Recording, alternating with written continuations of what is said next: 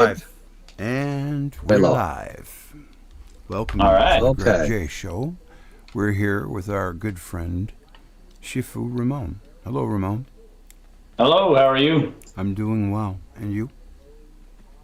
Oh, I can't complain. I've got a beer over here. I think it's a Stella Artois, and I'm just working on function block diagrams and chilling with you and Andy. What's up? So I hear you got an issue with Mr. Ben Davison, whom I don't know very well, but what's going on with that? It sounds juicy. Oh, well, that's a multi-year thing. You know, I actually paid for Deeper Look for a long time. Actually, I followed Ben's work, and I've generally been supportive of his views on client science and a lot of the electroquaking, that kind of thing. And in the early times, I tried to help him improve the experiment. I told him that it was going to run into trouble, and then after a while, it statistically started heading to 50%, and that was because he had changed the experiment parameters. And so I tried to warn him about that, and he shut down the experiment. And then I tried to give him some hints for the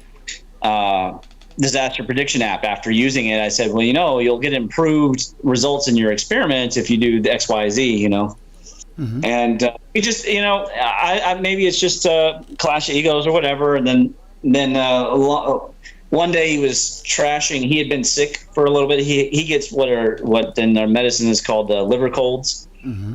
And he was just in one of his moods that he gets in, and he was trashing his own audience. And I said, hey, man, what are you doing? Why are you doing that? And then he was telling me how dumb they were and all this stuff. And I said, yeah, but that's not the way to go about it. And then he started going after me, and I just said, LOL, hey, Ben, how's your energy? And then he muted me, and he's never liked me since. So, I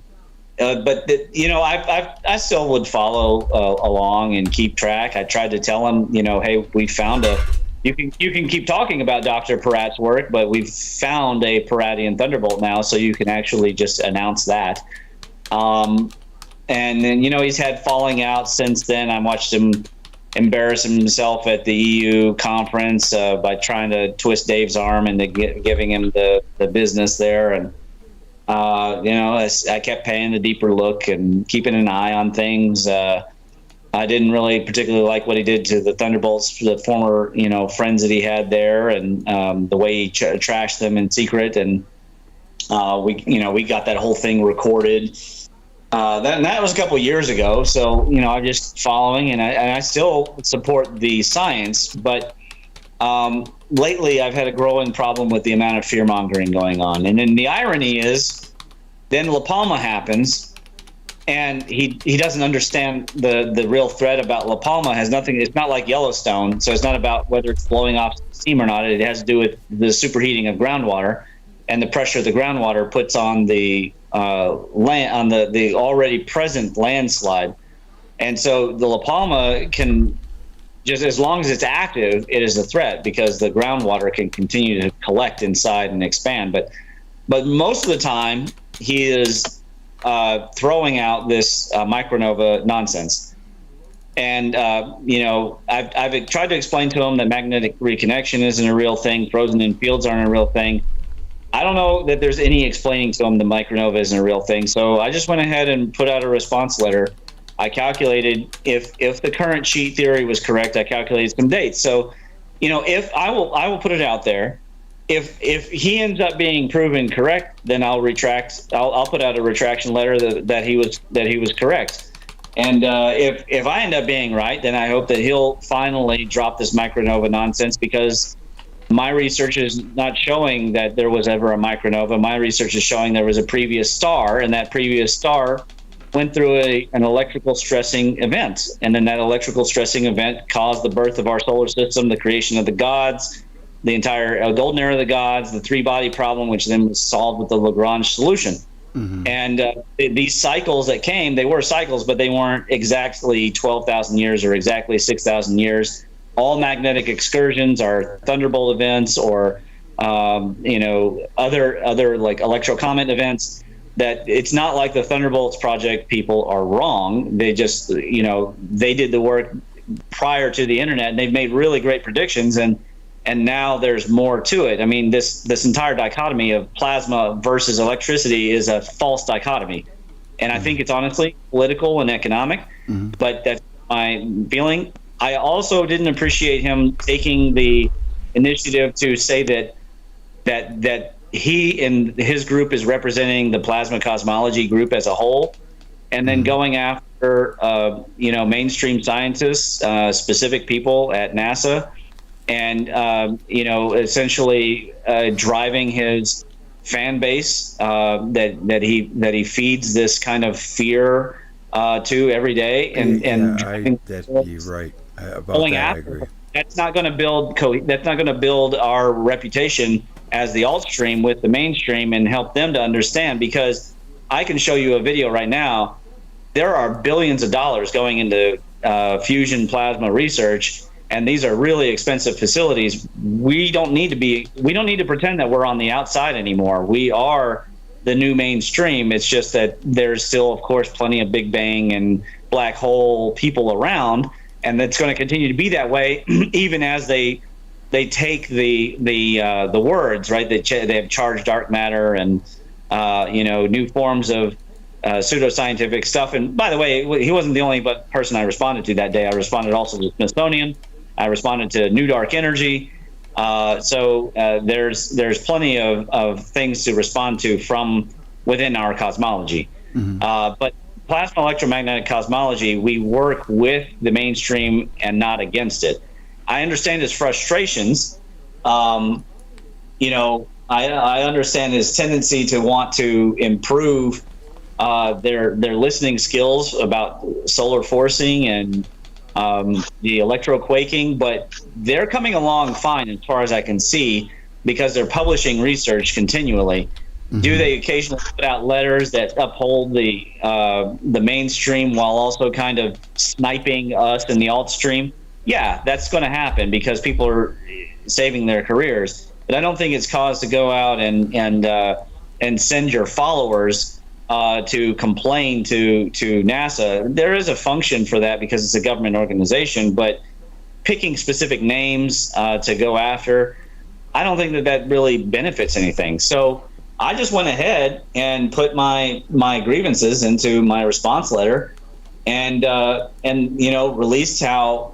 I mean, here you can see from the Columbia rock art that came out that it looks like to me like Walt Thornhill's correct. Is it exactly how the Thunderbolts people were saying for the longest time? No, not exactly, but you still see proto-Saturn, you still see anode tufting, and you still see Jupiter in the bifurcation of the cosmic egg, which was Shamash. And then I went ahead and calculated some dates here. So, assuming that Neptune flared on or around August 15th, and that Uranus flared March 30th, as according to his videos, and using the distances in AUs here, then I calculated relative velocities. And for it to then get from there to Jupiter, there would have to be a 19.7% increase in speed. Or if you just use the new reports out about the red spot increasing in speed. So if we're moving through a new current sheet, and then it's going to lead to a micronova event, then we'll see that event, and it'll happen in these kinds of predicted dates or thereabouts. But I don't think that that's what we're going to see, and I'm going out on a limb saying that. Regardless, I think the behaviors of representing the community when interacting with the mainstream community is really important. Granted, we all get frustrated with people like Professor Dave, who I don't even know if he's an actual professor or if he's just snarky. Such individuals can be rather difficult to deal with, and I could understand that kind of frustration. But if we're going to represent in a collegial and intellectual context, then probably we should treat that better. And also, I would like to see him treat his own customers better. I mean, in the paper, I detail, I'm not going to put it up there right this moment, but I detail a very specific interaction that I saw. And I'm seeing these kinds of things happen, and I don't like to see it. And I don't think it represents the Dihold Foundation and Vogt's work either. I mean, I don't agree with Vogt's analysis of the micronova. But we can debate it like women, and we can talk about it, and we can put some data to it. and see which one comes out correct. But in the history of science, it's usually not a good idea to use a priori knowledge to make that kind of prediction. When we make a scientific prediction, it should fall within a hypothetical prediction and not like I know what's going to happen, because there is some proof, and I acknowledge that he's right about there's an acceleration of degradation of the magnetosphere, et cetera. The La Palma is going off. Is that the current changing? I would argue that it's a better argument for what I talk about in plasma electromagnetic sky, which is the analog circuit, which I call the electrothermal vine. And in an analog circuit, everything can change all at the same time. You don't have to be suddenly going through a current sheet. And I just don't think he knows anything about circuit theory, to be honest with you. And so in an analog circuit, when you change one element value in an analog circuit, all of the elements are going to be affected by it. And I think that's what we're seeing with Jupiter interacting at the same time as La Palma going off. I don't think that we've suddenly passed through this new current sheet.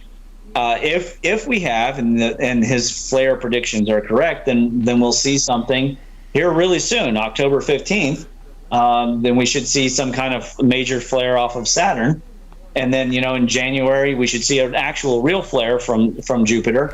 If you follow the relative velocity that there was a change from Neptune to Uranus.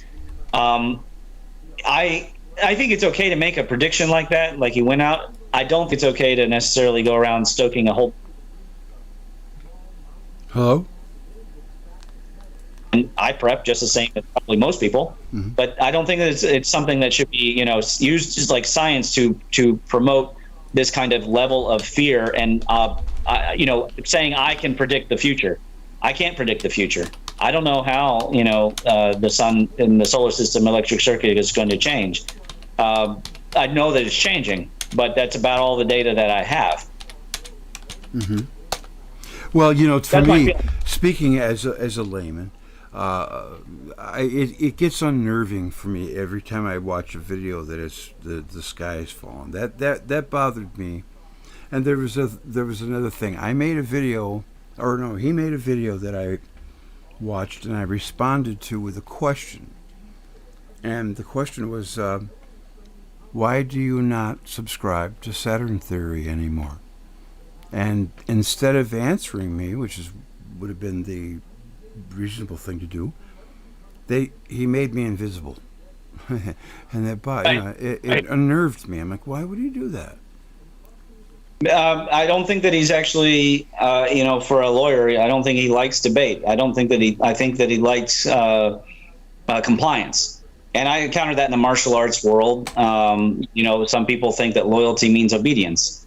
And, like I say, all I did was ask him how his energy was, and then he muted me, and then he just, every time I try to remind him that we have things that show Peratt is correct, he makes it about him and, all this, and then he takes it personal, and I just think it's inappropriate for somebody who claims to be the tip of the spear, the representative, and I take umbrage to the idea that he is the best representative of the alt stream right now. I don't even think he's in the top 5. He might have a large number of people, but I wouldn't even top 5. Too much doom and gloom. Well, yeah, and also, when you fly through science papers and you don't really step through them, I think that there's a certain value to that work. A lot of what I built in the very first gateway, and what people are looking at here, well, not here, but in the other window, this is the new gateway that's being built because the classic Google sites is going away. So the original gateway is going to be gone. Its use was very much appreciated because of the ability to search. This one you can search, but there's not the same ability to dump articles. So, my ability to take the links that he was sharing and then take those and put them in, and so that we could search for them later. That just isn't there anymore, or it's not going to be. Actually, I can't even edit that site anymore. So this is the new gateway, and it's going to have a lot of educational material. It's all going to be free, and there's not any kind of paid side to this. But I think that we have to be cognizant. I understand he's got to make money. He's got to make a living. I'm a capitalist too. I can appreciate that. But when you enter the world of science, it's no longer like a courtroom where the goal is to win no matter what. That's the goal of a lawyer, to win no matter what. No matter if your client's guilty or innocent, your goal is to win. No matter if you know that the defense is guilty or innocent, as a prosecutor, your goal is to win. If you're litigating, your goal is to win. And in this, that serves to a certain point, but that's the shadow of the same problem we see in peer review, which is that the cliques of personality and the need to crush all opposition. And it's sad for me to say that he's not the only one who's done it. I mean, I could name very prominent alt stream names, and I won't, but I can, who I know behind the scenes have acted with great egotistical fervor to crush other alt streamers, sometimes because they didn't acquiesce to some kind of prima donna demand. I mean, literally, like, put me up in this hotel and treat me like a prince. And when they didn't, then suddenly all of their work is lambasted around the entire world as being a fraud and all the, you know. And I get told this by older gentlemen who've been around and who know people in the alt stream community for 40 years, and they hear the stories and then they tell me. So that kind of stuff is a really bad. I don't know if it's a hangover from all of us learning from the mainstream or if it's just part of human nature. But in the alt stream, if we're really going to build a better cosmology framework, a better scientific community, a true peer review that is, you know, everybody can come out and write these papers and analyze and make videos, then we're going to have to hold ourselves to a better standard even than, say, Michael Shermer, who, you know, I'm sure according to himself holds a very high standard of his work. But then he goes on to Joe Rogan, and Graham Hancock completely obliterates him and makes him look like a fool because he was misquoting everything and misrepresenting everything. And then they bring on a geologist, Randall Carlson, who completely shoots Shermer's skepticism out the window. So I don't think of Shermer as a real skeptic myself, but he has a certain form of rigor, and I would say that you know, we need that, but we don't need the cliquishness. That's my opinion. Okay. What do you mean by cliquishness? Like, are you saying like it's a certain in crowd and that's it? Like yeah. It's a super friends thing. You know, I don't have anything majorly negative to say about the Thunderbolts project, but I would say that it's a little difficult to help a group that is so insular, and you see that also with David Lapointe. You know, a certain alt stream channel and a good friend of ours, mutual friend of ours, tried to you know, reach out to him and was just met with just the most sincere doubt of collegial understanding, and this tendency tends to happen a lot. As different people, whether they're in the plasma universe, the magnetic universe, or the electric universe, they carve out their little islands and then they divide up the alt stream, and that's not going to help us at all with dealing with mainstream facts. And the mainstream is, like I say, going completely 100% plasma electromagnetic. There's no doubt in my mind that they're going to. If I don't do it first, they're going to reform general relativity in terms of electromagnetism very soon, within the next 20 years. The only thing I see wrong with the plasma universe is they still subscribe to new core stars. How, I don't know. Why, I don't know. But one thing I think I know pretty good for sure, there are no new core stars. Right. They're just afraid to be Velikovsky, in honesty. That's what it is that if you put out a textbook that denies gravity fusion, even though the whole world is going with plasma fusion, if you put out one that is a gravity fusion is wrong textbook, you're probably not going to get published by, you know, the main publishing houses that sell textbooks to colleges. and that is just one step away from getting treated like Houghton Ark. And that's a shame to say, because that's not what science should be. And that's what the one thing I love about the social media revolution is, and when on the new gateway, I've got the standards. We'll go to the dark energy paper in a second, but Yeah. I've got a list of standards, and here they are, very, very clear. If you want to do EPMC or MEMS research, cite what you assert, follow Occam's razor, utilize the scientific method, clearly mark anything that's science fiction. And by science fiction, I don't mean fantasy stories. I mean, you're speculating about what's going to happen in science, and you're using current science to make kind of a future guess, like asteroid mining, that kind of thing. Clearly mark any kind of philosophy or any kind of extension. So if you're going to talk archaeology, then make sure that people know that you're talking archaeology. We're not very good at that yet, because electrogeology is so new and electroclimatology is so new, and all of these terms, they're being thrown about without any kind of standardization, and it makes it an easy mark for the standard model. But also it keeps us from having an internal rigor. But, otherwise, it's an all open license kind of thing. Anybody can do the research, and I'm working with another researcher, to help him with this book. And, it's a good thing for us to all be doubting a system that has clearly lied to us for so long, or made guesses that turned out fantastically bad. Or in the most egregious thing, I think paleontology is probably the worst I've seen, where they take one bone and then they farm it out to artists, and the artists invent the entire species. That is probably of all the science, the bad science, even including the imaging of M87 and turning it into a black hole with computer programming. Of all the bad science, I think that the tendency of paleontology to invent species with a single bone is maybe the most egregious false science that I've seen. But there's a lot of pseudoscience too. And that's where I'll go into the new dark energy. But the need for standards is there, and also in the volunteer section, I write a little bit more about what you need to do, and how to really work into this new framework and this new cosmology that we're building for the future.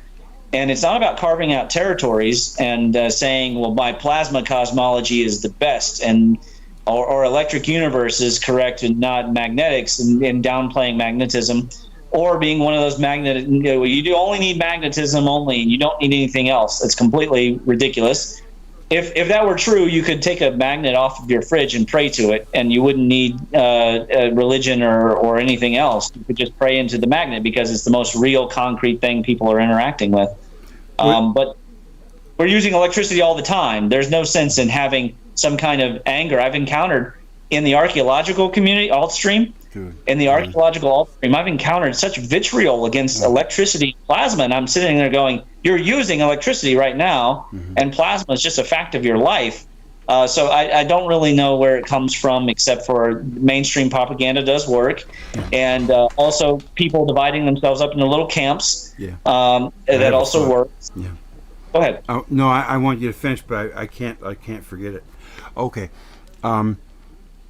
I understand completely what you're talking about. You're preaching to the choir, absolutely, because when I first started delving into alternative research, I discovered Michael Tesla at Blockbuster Video. You know how if you've seen every good movie, it's Friday night, you want to rent something good, so you go over into the documentary section, right? Well, I happened to see his Origins and Oracles. So I bought a couple, and they were nice and long too. Well, this is going to be good, I hope. I got home, I watched them. It blew my mind. At first, I was like, oh my God, this guy is just preposterous. Well, after listening to him, and he was talking about the archetype symbols, he was talking about the religions and basically evil ruling the world, and I thought, that's just insane. It's nuts. It turns out that everything he was talking about was accurate. It was right on. And then I thought, okay, well, we got a real problem here, because people are being told this, but it's really this. And then I come to find out it's not just like that in archaeology. There's a cover story in every single genre that there is. There's, whether it's the JFK assassination, or it's cosmology, or it's history, there is a mainstream cover story that is completely wrong, and then everything else. And now the practice is, like with this whole thing with the injections and all that, if you disagree with the main line, they're going to blackball you, or, you know, that's what it's coming to. Well, and that's why in the volunteer section that I talk about fighting fascism, and I also label clearly what pseudoscience is. Pseudoscience is not metaphysics. That has gone around the internet. There's an entire site called Rational Wiki where they try to take anybody who's doing anything that they deem as metaphysical, even if it's actually patented science, and call that pseudoscience. That's not what pseudoscience is. Pseudoscience is when it's a priori knowledge and it's non-falsifiable hypotheses, and it also is based on some kind of very known fallacies, such as the authority fallacy, or an age fallacy, where it's just because it was discussed first. So that would be like flat Earth, right? Flat Earth predates Copernicus, so therefore it's superior. The church held on to that fallacy for an extra couple hundred years after the whole world had moved on. So, you know, we have a pseudoscience problem. It is part of the fascism. It is part of the rewriting of history. It is part of the entire so-called critical theory, which is nothing of the sort. It's what would you call it's hateful, but it's not exactly real critique. So we have a lot on the plate with what this cosmology can do. The good news is the cosmology is very rigorous, and it's going to last the test of time, in the same way that Christian Birkeland was able to figure out there was something interesting about Egypt many thousands of years after they were gone, and hadn't left any overt reference to electricity. They have the glyphs at Dendera. And then there's the engineering that we can see that Chris Dunn has decoded. But there's nothing that specifically uses the word electricity, of course. And yet Christian Birkeland kind of caught on to it and noticed, hey, there's something happening on my Torella at 30 degrees. And so then he's going down to the Great Pyramids to try and figure out. And lo and behold, there might be something to the theory that the Atlanteans blew themselves up. We don't know. It could have been all induced by the death of the star when it went into flare god mode. Whatever scared the people at Göbekli Tepe indoors and to stop making plinths and to bury them all may have caused some kind of major explosion. We'll see. But the cosmology will survive. I mean, it's older than Newton, and it is more viable. There's a wide range of things to study. There's the high energy physics. There's the superconductivity. There's the condensates and condensed matter in general, crystal plasmas, ultra cold, ultra hot. There are so many ways to deal with plasma and electricity and magnetism, and then to look at the scale of all of it and figure out how these things are interacting, different kinds of unique forces within the atom, that there's no shortage of work to do, in all honesty. And then when you add the extended plasma electromagnetic cosmology, where you get into the archaeology, comparative mythology, electrogeology, etc., there really is no shortage. I mean, there's more than plenty to do, and we can take the hits because we have the empirical data.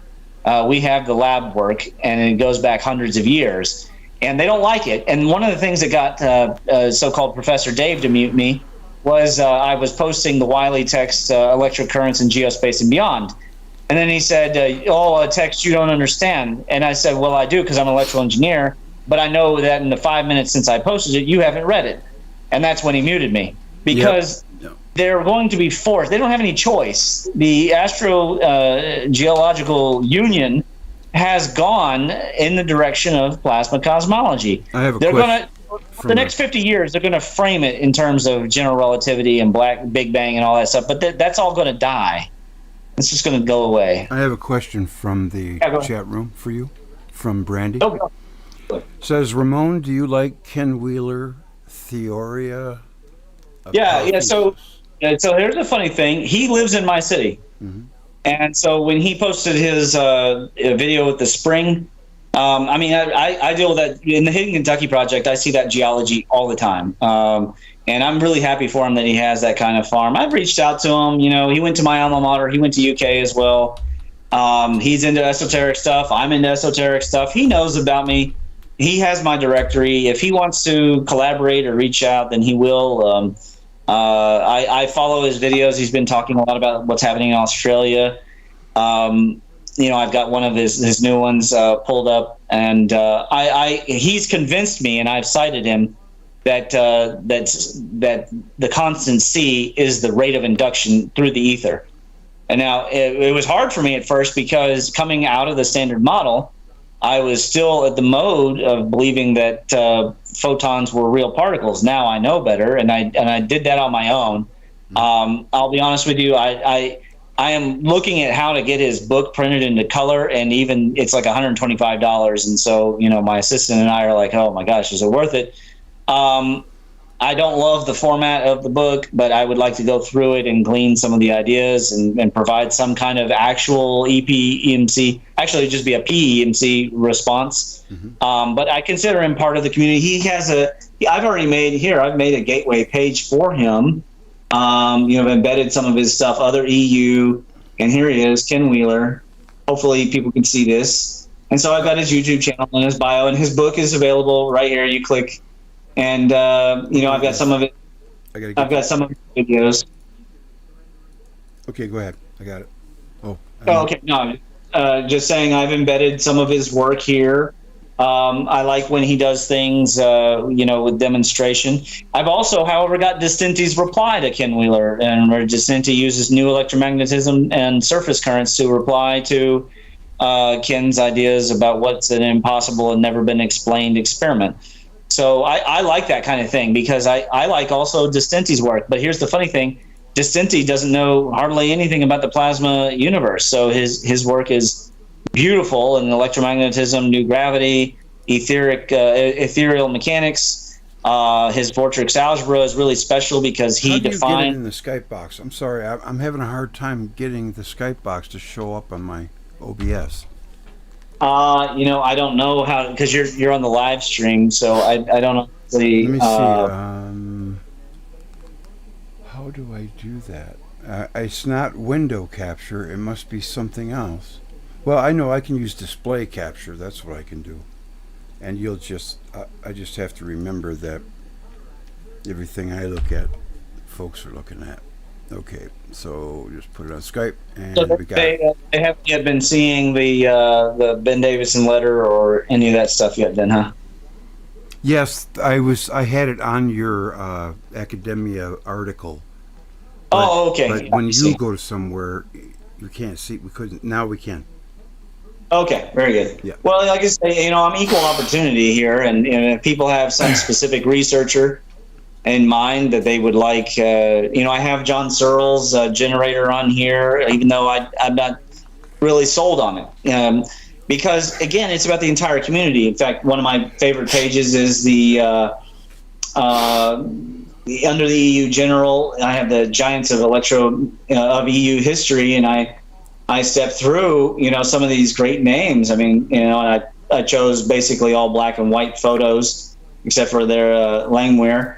But some of these huge, and I include Einstein. Why? Because he got the Nobel Prize for figuring out the photoelectric effect.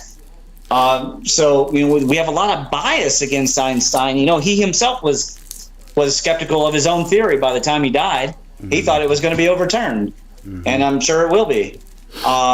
You know, here I have Distinti's work on new electromagnetism because I think that in the future, if we keep it alive and if we keep people's knowledge of Distinti and Dollard and Ken Wheeler alive, that they will be one day known for this kind of work. And I have Professor Lathwaite, and like I say, I have Dollard and I have Schroeder. I have a lot of the quantum people here at the bottom. You know, we're not all going to agree as to who's the best. Some people are, you know, Heaviside people, and some people are Tesla people, and that kind of preferential behavior it really needs to die with the 20th century. We've got to become a little bit more, we've got to become favorable of ideas and hypotheses and not so much personalities. Tesla is a wonderful personality, but he also talked to pigeons.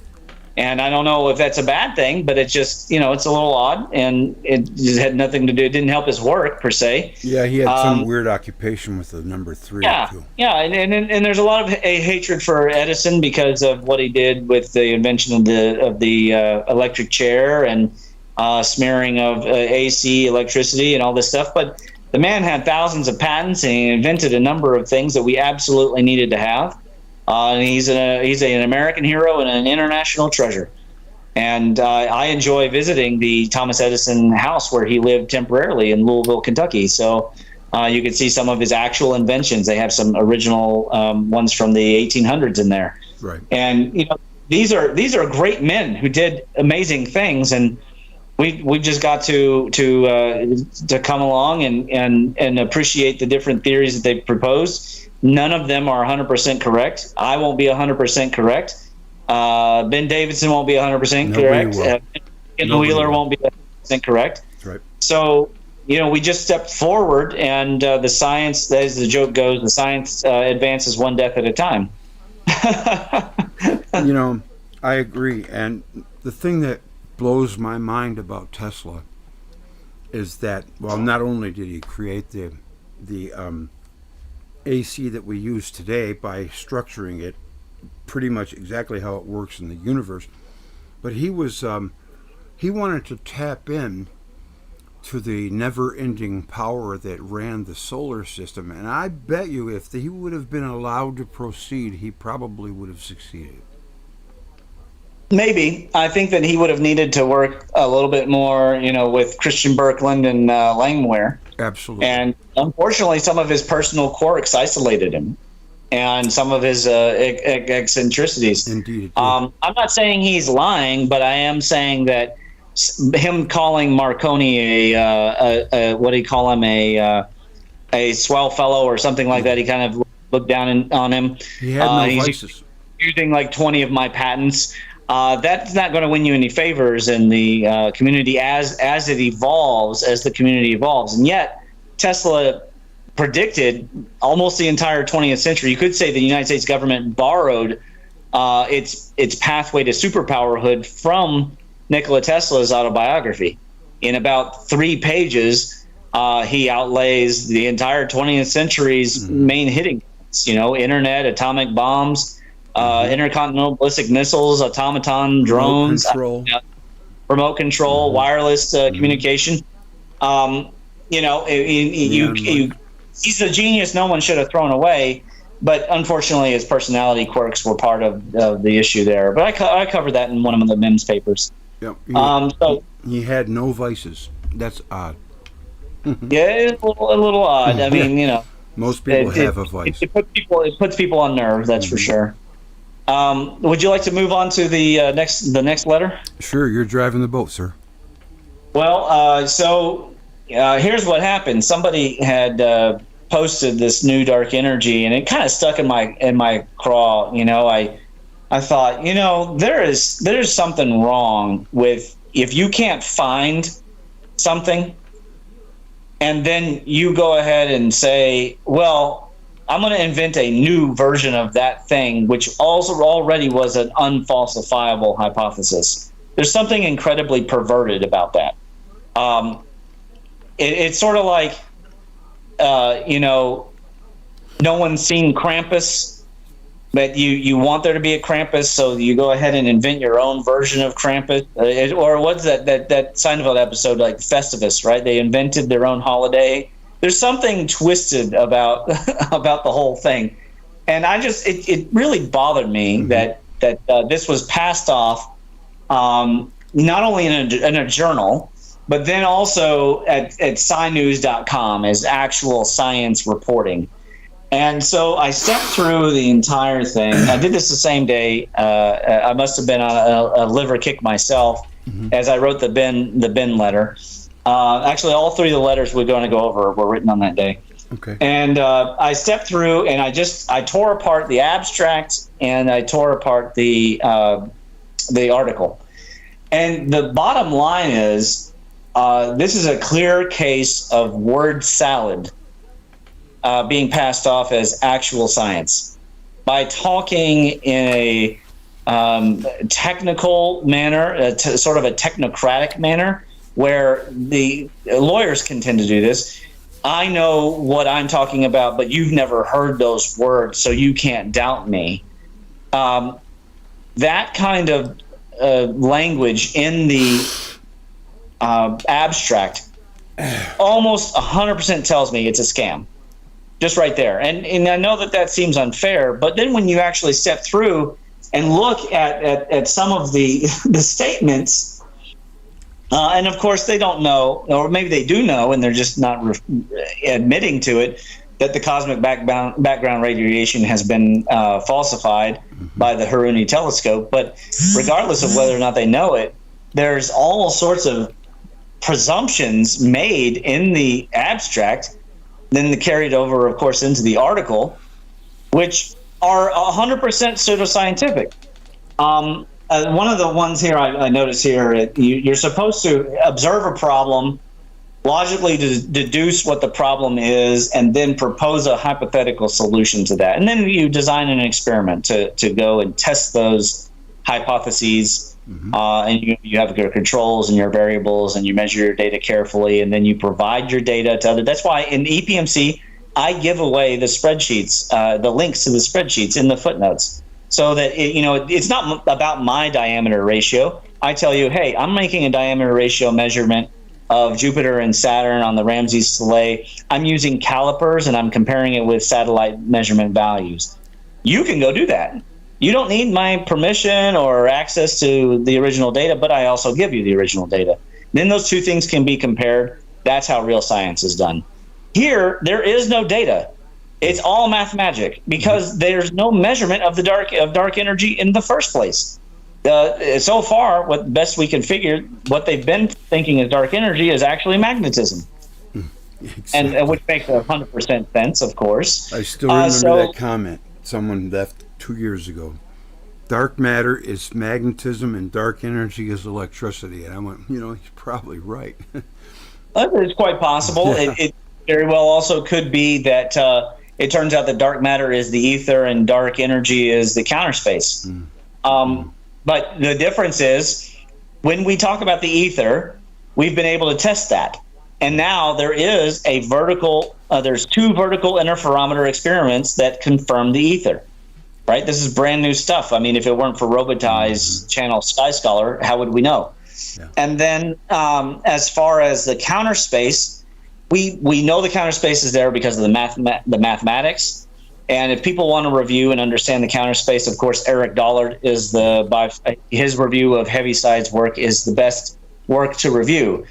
Right. Whether or not that counter space is how I describe it, which is a spongy counter space that is absorbing our entropy and converting it into order on the other side, and then it comes back out as ether. We don't know that. We don't know anything on the anatomy. I saw Rex bring on a guy, and I want to like this guy. In fact, I've given him his own section on the Gateway because and I bought his book. I even bought his book off of Amazon. The one big difference between electric engineering and the rest of all the other sciences are, right, is that if you do electric engineering like they do their science, it wouldn't work. That's correct. Yeah, you're 100% right there. It's so what Feynman was saying about the difference between real physics and mathematics, right? He has to describe something that's real. In mathematics, you can invent any number of dimensions or any number of things, which is what they did in supersymmetry. Yeah, well, they've been relegated to closing their eyes, going, "What is real?" Yes, it's philosophy, essentially. Same stuff I talk about with my children. Yes. But this guy who was on Leak, I mean, he was talking about the anatomy of the ether. We've never measured the ether. We just barely proved it's there. So to speculate about there's molecules of ether or atoms of ether, or we think that there are ethons or some kind of particle of ether? Yeah, probably. But we don't have any data about it. It could be a wave. The entire thing could be one big giant field. We don't know. So I have a real problem with that. And then I have a problem with, using, again, a language that's designed to specifically obfuscate the sheer fact that there is no measurable data. There's a lot of math involved in this new dark energy paper, but it's not scientific. Right, it's philosophical. They've not measured anything on the other side. The only thing that's been measured is the so-called expansion rate. But Hal Narp already showed very conclusively that there's an intrinsic redshift. So all that expansion rate data is wrong. And now, for I think the second or third time in the last 2 weeks, they've been announcing that there's a problem with the cosmology and the expansion rate. Now, maybe that's because of the current sheet. Maybe Ben's right. Maybe we're going through the current sheet and it's changing the K value. But regardless, there's something wrong with this expansion concept. And if you're going to base all of your dark energy work off of the expansion rate and you can't find it, and then you're going to invent a whole new dark energy, well, I just think that it's absolute bunk. And that's what this letter is particularly about. Another important thing, though, Ramon, before you move on, I want to close with this thought. Just look at how far we're behind. In 1931, the gentleman whose name escapes me that authored the book Atlantis and the Giants, Atlantis in the Realm of the Giants, 1931, in the foreword or the prologue for the book, it says right in there, we've been studying the sun for almost 200 years and we don't know that much about it. Why is it? It's because all of these scientists are taking the numbers, the data, and they're applying it to their theory the way they want it. And that's why they don't know anything, because it's all wrong. He said the universe is electric. Now, we've known that probably since the beginning of the century. We're 100 years behind. Right. And it's funny, maybe about almost 2 months ago. And that's the most saddest thing. The mainstream put out an article that said the electric field of the sun has finally been calculated. I was like, oh, well, you're just 50 years late, but no problem. I mean, good catching up. Yes. Even Benjamin Franklin in the 1700s, maybe from flat on his back, said the sky is electric. And it just gets, they're like these obtuse people with goose brains that, it's like the E.T. trying to teach the caveman how to fish, and he keeps screwing it up. That's what our scientists are like. It should be a comedy. Like I said, I was talking to alt-stream people who are in the archaeology and myth community, and they want to understand. I think sometimes some of them, especially the grifters, want to pretend that they want to understand, but they really want to sell mystery. And selling mystery is better than selling fear, but it's still, it's not selling truth. And but some of them, they want to understand, but then when you give them the information, if it goes over their head, like Christopher Dunn's Giza electric power plant goes over a lot of people's heads. It's very technical. The discussions about working on stone and how to work with stone, especially dolomite and limestone and granite.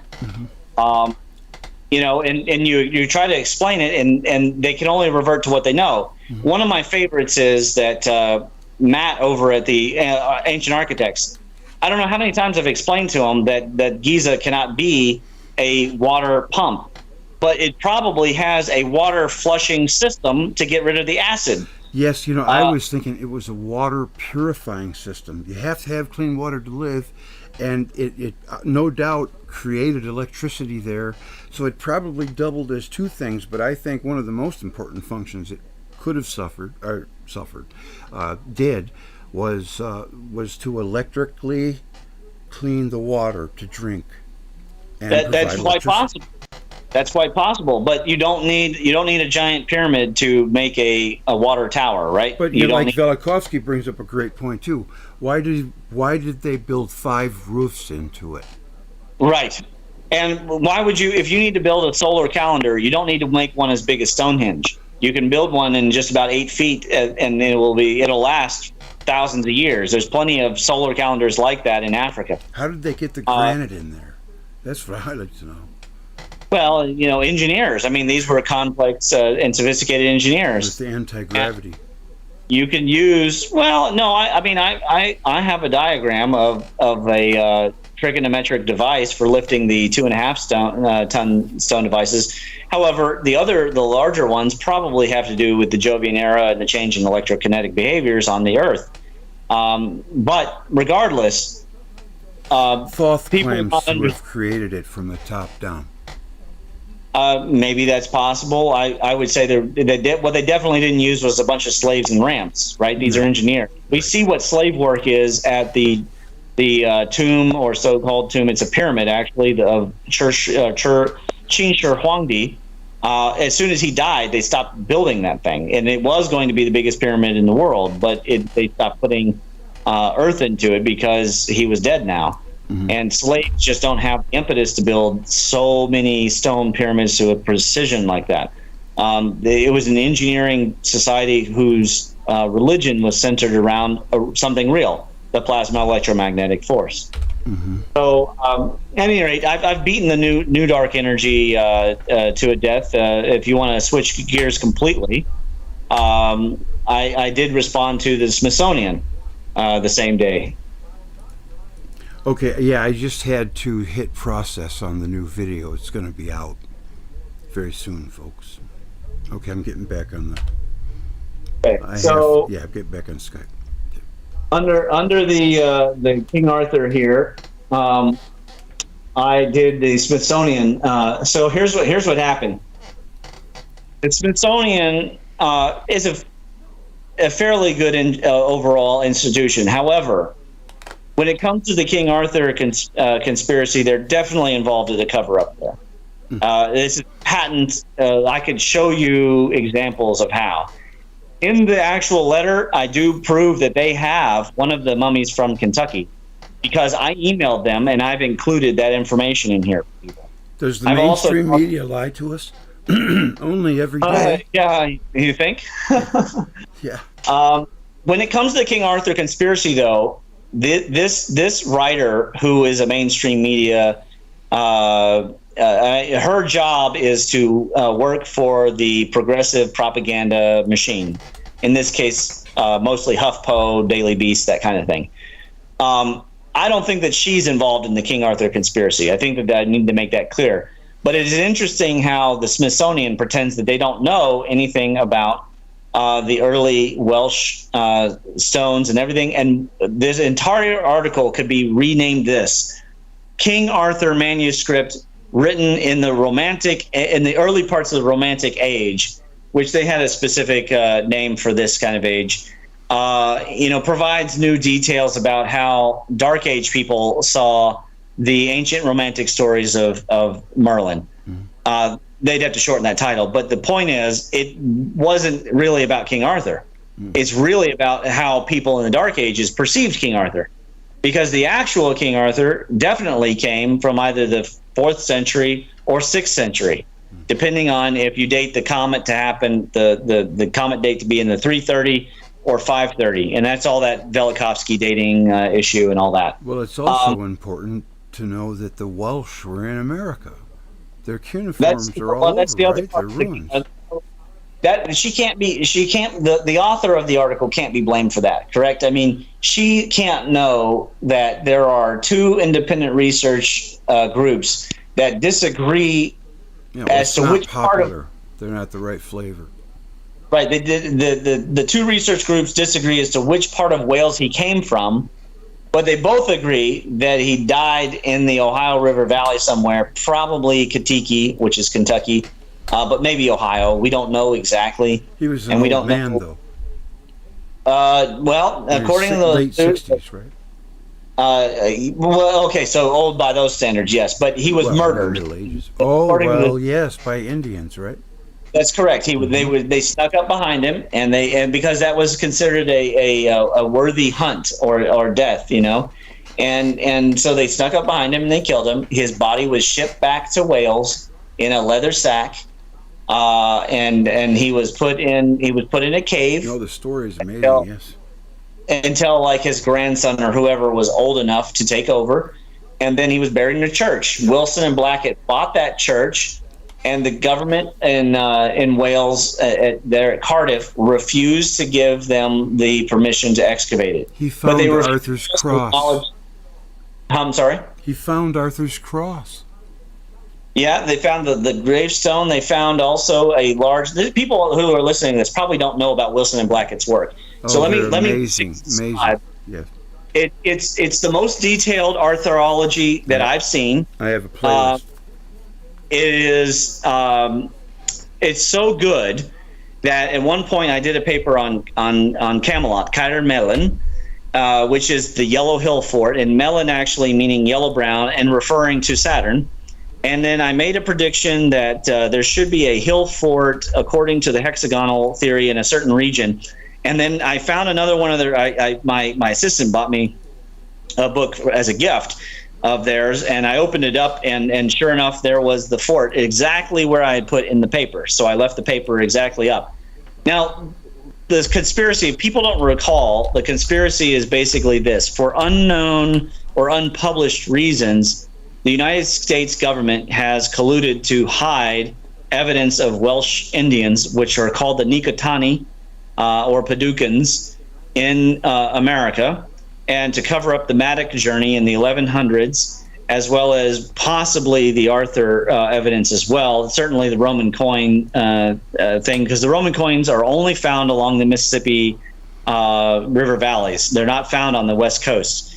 And my joke is, if they all came from World War II trips, did all the people who fought in the European theater come from the East Coast of the United States? You know, it's preposterous. These coins were they all have dating to going back to basically the 300s in Rome or 200s to 300s in Rome, and so you could tell because the Romans put their Caesars on the actual coin, so you could tell who it was, and for unknown reasons, these hill forts have been obscured, dismantled, lied about.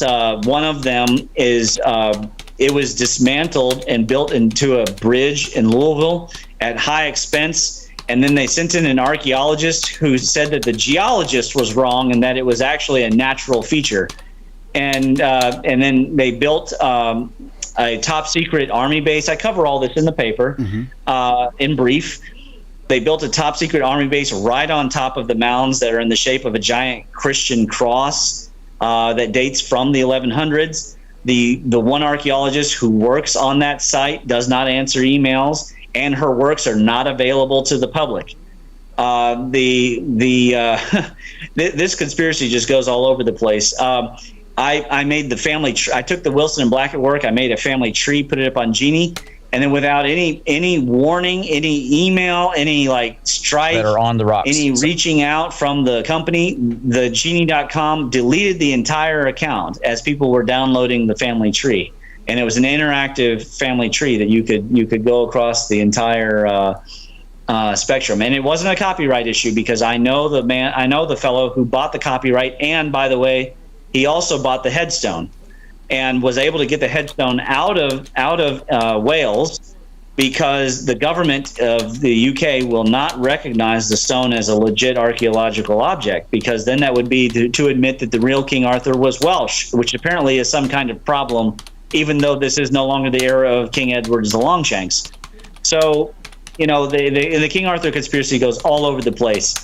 With Wilson and Blackett's work, you can translate stones with Colburn writing on them here in the States. And no matter what Wikipedia says, Colburn writing is a legitimate language. I've compared it with Chinese plasmaglyphics. And besides that, you know, you don't invent your own language. Iolo Morgan did not invent Colburn. We have stones and the poem of Taliesin going well back before Iolo even existed. He was from the 17 and 1800s. There are Welsh stones from the 600s with Colburn on them. So, you know, there's plenty of evidence that King Arthur pre-existed 800, what was it she said in the article, like the 800s or 900s. And they just, you know, I like to call out the lies where I can. I include the some of the work from the Cherokee myths. I talk about the broadest site in Kentucky. We know about the Nikitani, and then someone on the Pulse this morning mentioned nicotine, and maybe an Andy. I think it might have been Andy actually brought up the nicotine, but I'm going to look into that. That appears to be a French, etymological word, and so the French were all through the area, and they had no problem talking with the natives about the Welsh Indians. It was the American government and probably Thomas Jefferson concerned as to whether or not Britain would invade if it was discovered that there were remnants of the Welsh here. Back then, of course, they had no internet, no TV, no phone. For most people in England, America was this vast, endless wilderness. Who knows what could have been out there, right? Mm-hmm. And so, when Lewis and Clark go on this journey, and this is all in Rick Osmond's work, Graves of the Golden Bear, which I definitely recommend people get that. I recommend people also get Traxel's Footprints of the Welsh Indians. Even though he's wrong about the Madoc journey, I've been to some of those sites, and they're, for example, Stone Fort, Tennessee is older than the Madoc journey, and then the old stone fort at Georgia is a Venus and Mars effigy in the shape of Avebury. And then what was one of the other ones that he was talking about? The waterfalls, the DeSoto Falls is DeSoto is in Spanish. It's too small to be a fortification for anybody. So it's that cave is nothing to do with the Welsh Indians, so to speak. But regardless, the Fort Ancient culture archaeological sites exactly overlap the same regions of Kentucky and Ohio that have and Indiana that have stones with Colburn writing on them. Mm-hmm. It doesn't take a genius to put those two things together, especially when you see the map, which show. You know what? I'll bring it up. I'll bring up the map. Okay. If people go to my so when they go to the gateway and they click here at the EPMC, it takes you to the directory, and you scroll to the second page. It says maps, mm-hmm. and here you could click the King Arthur conspiracy map. We'll do that one in a second, but let's look at the native cultures first, which is the one that really gives you an indication of probably the political situation. When we zoom in, are you seeing this? Is it coming up for you? One second, I'm a little behind, but I'm catching up right now. I had to put something very important in the chat box. All right. Coming back now. And here we are. Display. I have to use my display because you can't get the window to see it. All right, we're back. Okay. I got links for people to the King Arthur video that we did, and to the Wilson and Blackett playlist that I have. It's very good. Very good. It's with a great Welsh researcher. His name is escaping me. Richard Hall. Excellent researcher. Yes, absolutely. Mm-hmm. So when I zoom into here, what do you notice, Greg? What do you notice right away? Right in the center here. What do we have? Right in the center? Yeah, right in between the groups. Noticed that there's no groups in the center. Yeah, look at that. Isn't that kind of strange? Okay, now this is important. Mm-hmm. The maroon tabs are archaic sites. They're mostly platform shell middens. We were talking about them this morning, made of essentially dark earths going back to the beginning of the Jovian era. They were farming, and they were growing their own trees that made nuts, etc. And they lived along these rivers that had pearls in them and these huge clams. These are freshwater clams. They're really big. Mm-hmm. I assume they're tasty, but they're endangered, so I haven't eaten any of them. But they lived along that. And you notice that the Mississippians tried to stay south and west of that region. Mm-hmm. And then the Allegui, whether they were the Adena in the red, or the Hopewell in the blue, or the Fort Ancient in the gray, stayed to the north and east of that region. Mm-hmm. Now, that to me looks kind of like a North-South Korea kind of thing. Right now, there are sites. It does resemble that. Yeah. There are sites in between, but they're like campfire sites, okay? These are really important sites. These are publicly known mound sites. And the question is, why would they need to do that? It's power centers. It's all about the politics. It all has to do with the Great River itself. And guess what? The Falls of the Ohio is right there in the center. We have a mixture of different things. The Falls of the Ohio is a very important geological and historical site. And that's where the battle was, where the Nikitani were finally wiped out. And it was the combination of the Amerindians and the Aniquitani or Mississippian culture, the Cahokians, and possibly the Chinese helped them. And that comes out of the To the Gates Feng Tu work. That's the Nicholases.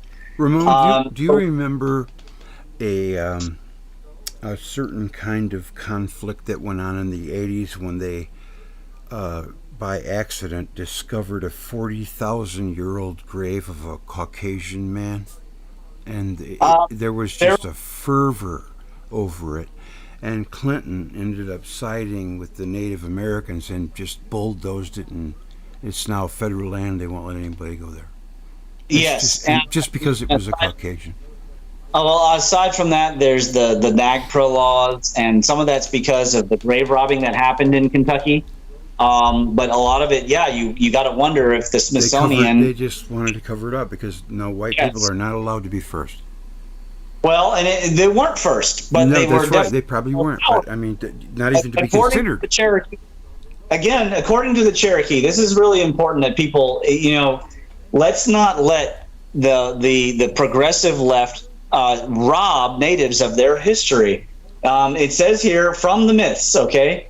The facts, though few, are interesting. The order was hereditary, in this respect peculiar, for among Indians seldom, among the Cherokees never, does power pertain to any family as a matter of right. Yet the family of the Nikitani, for it seems to have been a family or clan, enjoyed this privilege. The power that they exercised was not, however, political, nor does it appear that chiefs were elected from among them.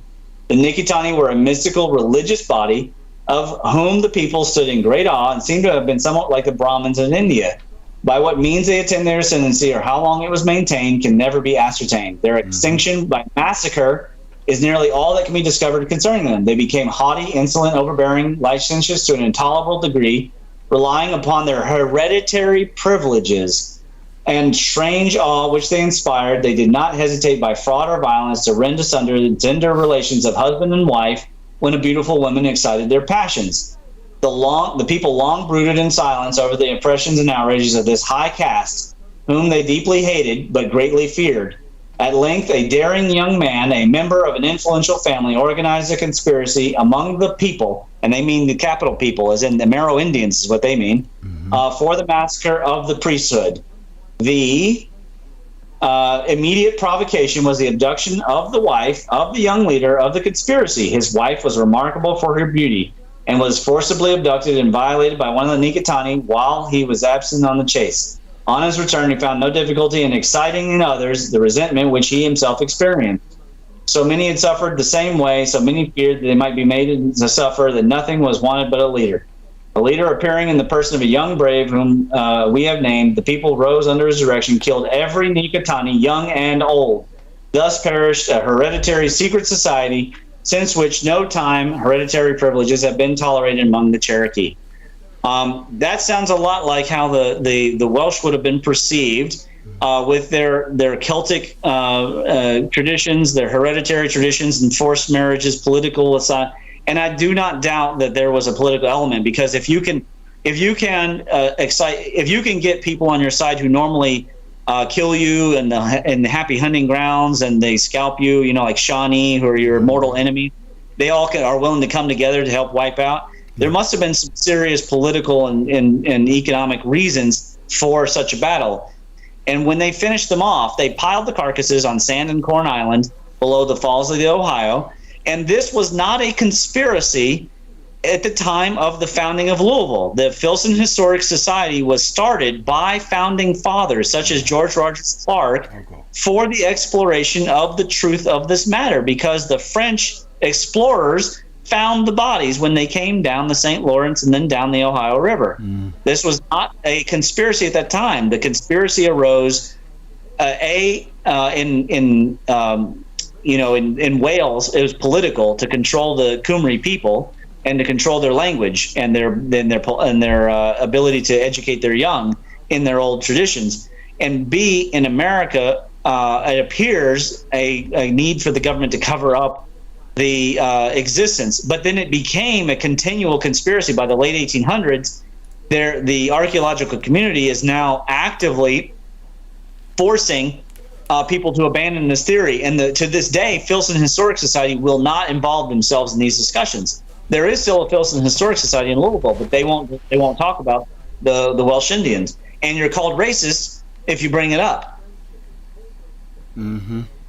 Yeah, I mean, they got labels for everything that they don't like people disagreeing on. That they just put a label on you. And so here I have in the King Arthur conspiracy map, I have Wilson and Blackett's the sites and information, all the forts from their books that I could find are here. And you see that the argument for Southern Wales being Glamorgan and Gwent is much stronger than for North Wales. And all the stuff in North Wales is either tradition, legend, or out of McCann's work or something like that. Yes. There's a few popular archaeologists. There is one more great big part of that story. It's applicable with Saturn theory.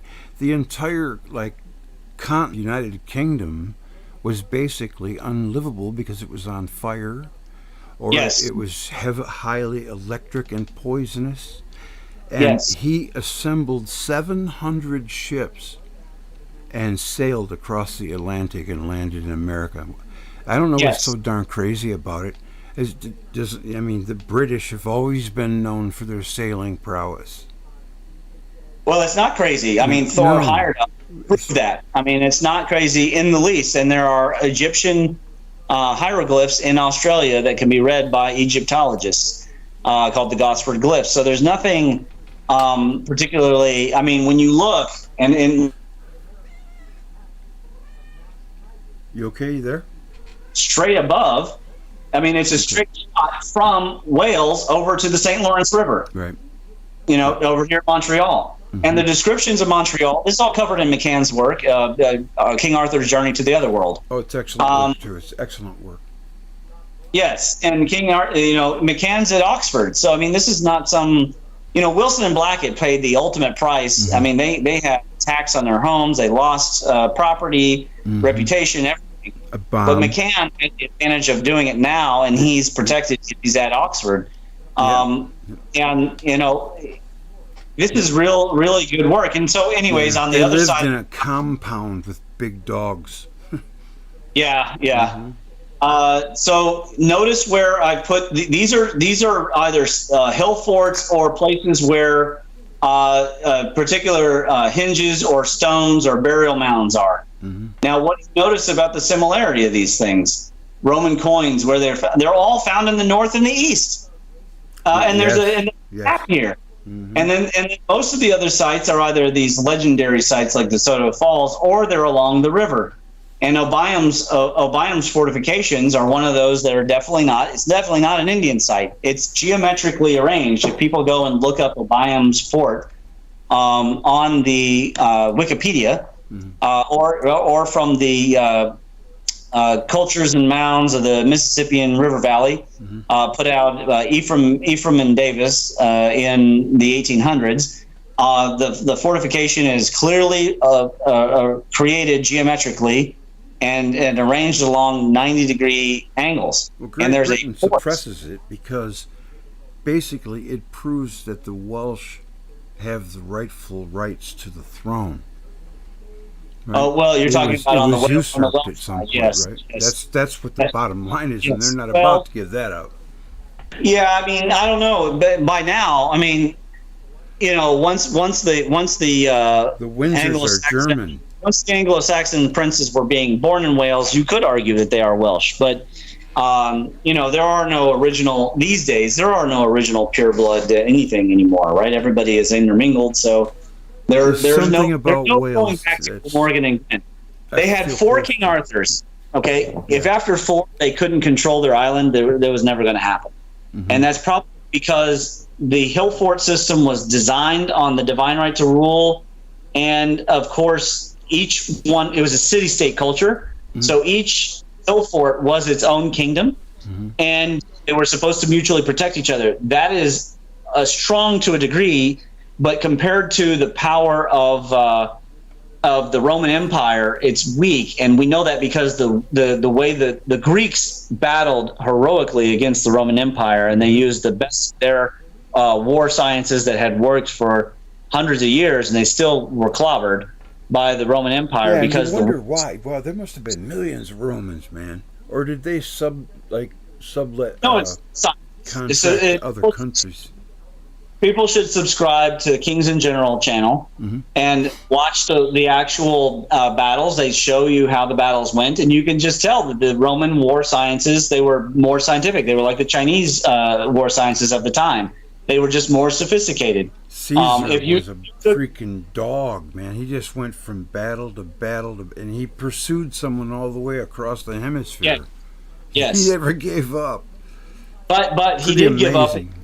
He gave up battle when he came across but King Arthur the First. But then he found a diplomatic, and that was to take over what is now England, which was called Logres, which I'm sure I'm butchering the pronunciation of that. If there are any Welsh or Cymric people, I apologize. But he found a smarter way, and the Romans were really good at that. They had great war arts. They had great diplomacy arts. They exported their culture. You could say that they were a lot like us. Everyone's religion. Yeah. The Gnostics wiped them out. Yeah, well, it's probably the writing on the wall for us too. But I got a video pertaining to that coming out very soon. So, in the paper, I just stepped through. Of course, here's the email about the Fraunhofer show.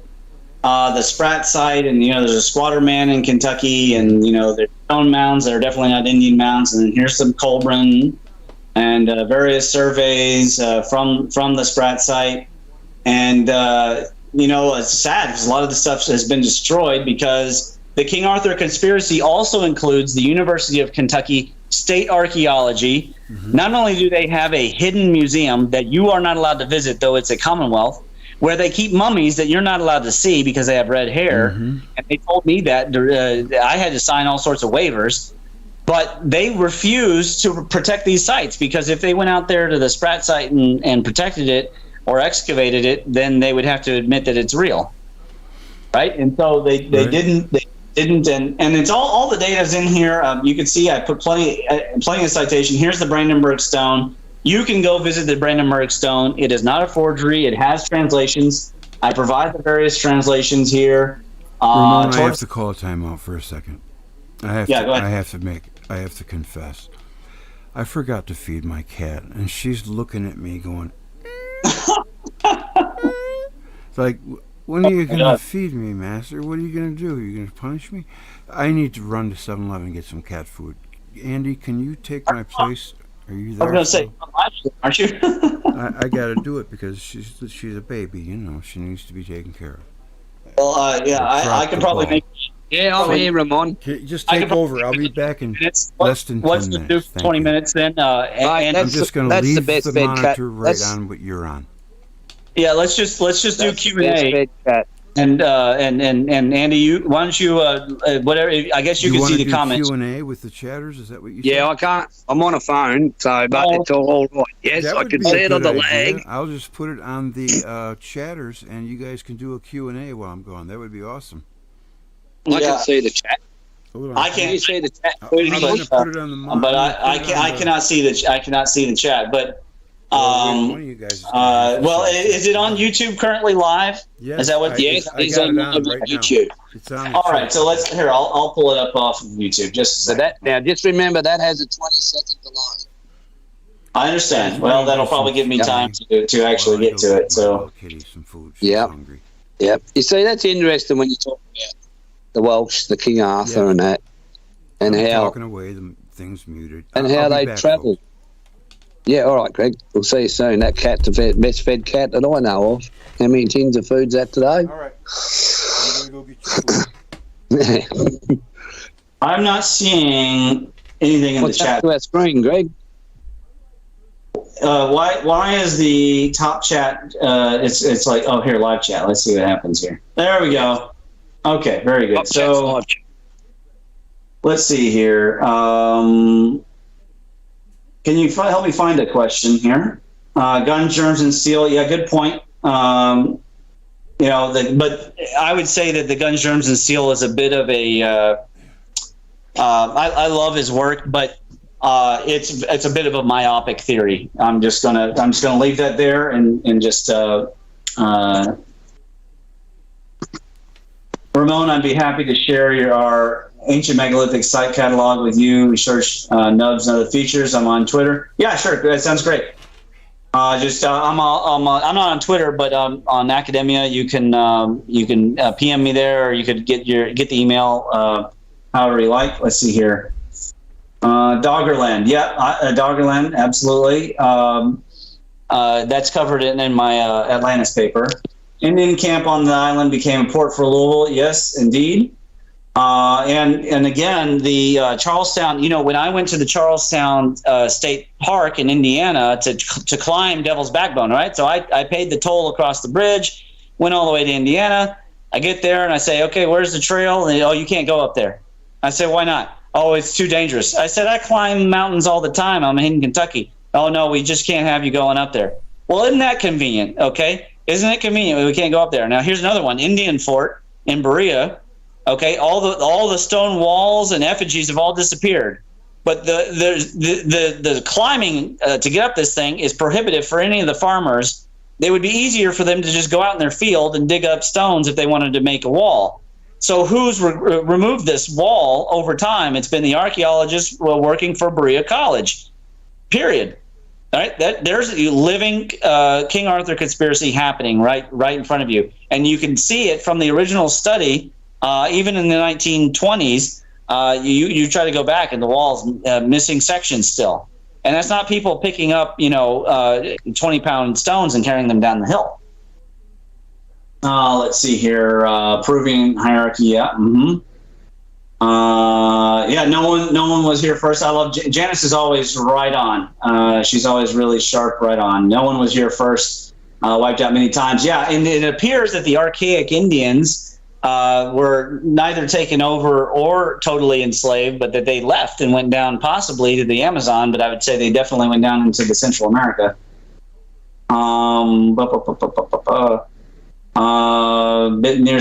Is a bit nearsighted in its scope. I guess that's the response to the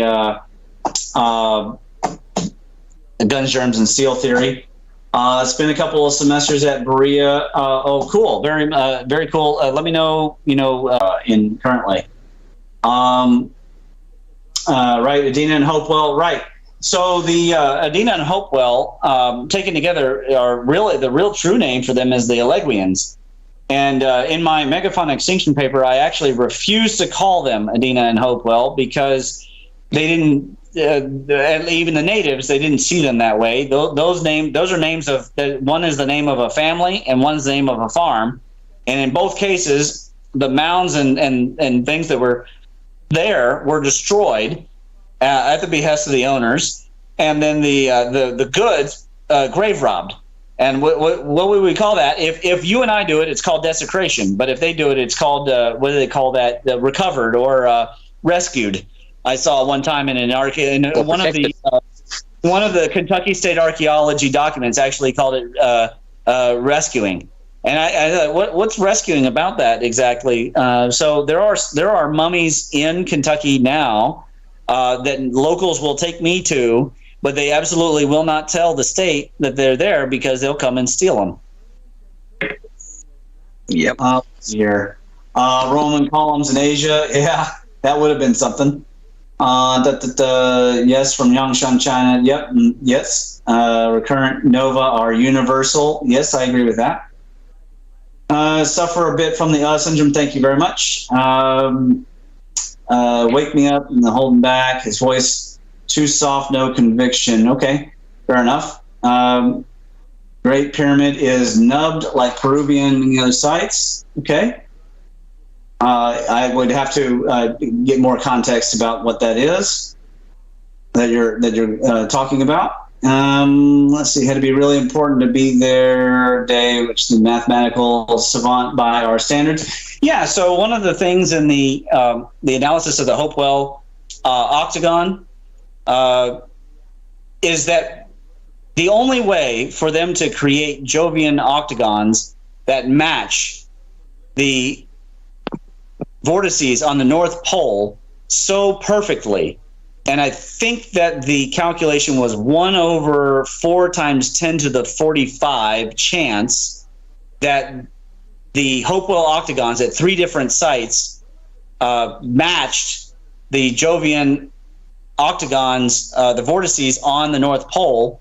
The only way that's possible that I can think of is for the Alleghenians to have trigonometry, or they would have to have really powerful telescopes. Rick Osmond said something about, well, what if they had mica curved observatory platforms? Maybe. I mean, there is evidence of mica coming from far distances. The sheets of mica, there's a transportation problem. They appear to have solved that transportation problem in taking them from the Amazon to Mexico, but I don't know that they've proven that they could take those from South Carolina and all the way around. It wouldn't be that bad in the Gulf once they got to the Gulf, but then up and then carry them to place. And then where's the evidence? We found the giant mica sheets in Mexico, but we haven't found them here. So I don't tend to think that they had giant mica curved observatories. I think that they had direct line of sight and that Jupiter was right there. And the other implication is that northern hemisphere of Earth was upside down so that they could actually directly see the northern pole of Jupiter. And the mathematics on that is, I'm afraid, quite distinct, and there's not really any other way to interpret it. You could argue that there is a problem with the statistical probability equation, but no matter which one you come up with, it's going to come up the same way because the standard deviations are so strict. And even when I use an average of the standard deviations instead of a product of the standard deviations, it still came out to a 1 in, I think, 300 million chance, which is so low. It's just statistically it's 0 chance of coincidence. So they definitely could see the Jovian octagon. So in my mind, the Alleghenians had to have had trigonometry. So the question is, where did all that go? I think that they thought of plasma glyphics and plasma scripts in a holy sense and probably burned them, or they wrote on bark and it just decayed and went away. I think that's the most likely explanation. Let's see here. Do I have a YouTube channel or website? I have a YouTube, but I hid everything that it wasn't nature because I saw the coming crazy a few years ago and I just decided I didn't want to deal with it. Let's see, the website was the gateway that I published, and he's going to put the gateway into the description. So you'll be able to go to the gateway, or you can go to the academia page and you can review that work there. Ancient History Criticisms channel. Right. Okay, good. Thank you. CFAPS has a channel documented the vast majority of North American mounds. Yes. And now here's the funny thing, though. I've tried to reach out to CFAPS about the Kentucky stuff, and he just never catches on to it. And he spent a lot of time on other sites. But basically, not really anybody's covered the broadest site that I'm talking about. And so since it's coming up, I'll go ahead and put that up here. So that's this work, The Great Pyramids of Kentucky. And we'll briefly step through it. It's a little long to go through all at once. It is data. Let's see here. View full text. Do me a favor, guys. Always download. Don't just view. I'm viewing because it doesn't matter if I view it or whatever. It's my ResearchGate. And so if we step through, first of all, download better, Ramon? I think with ResearchGate, it's upper right or something like that. I don't recall. You might have to even ask me for permission. The academia page is the shorter one. The addendum one, it's a shorter version. And as long as you have an account, you can download. Of course, viewing does help the algorithm, but downloading is definitely much better. So in the beginning of this paper, I stepped through the unique pyramids and various mounds.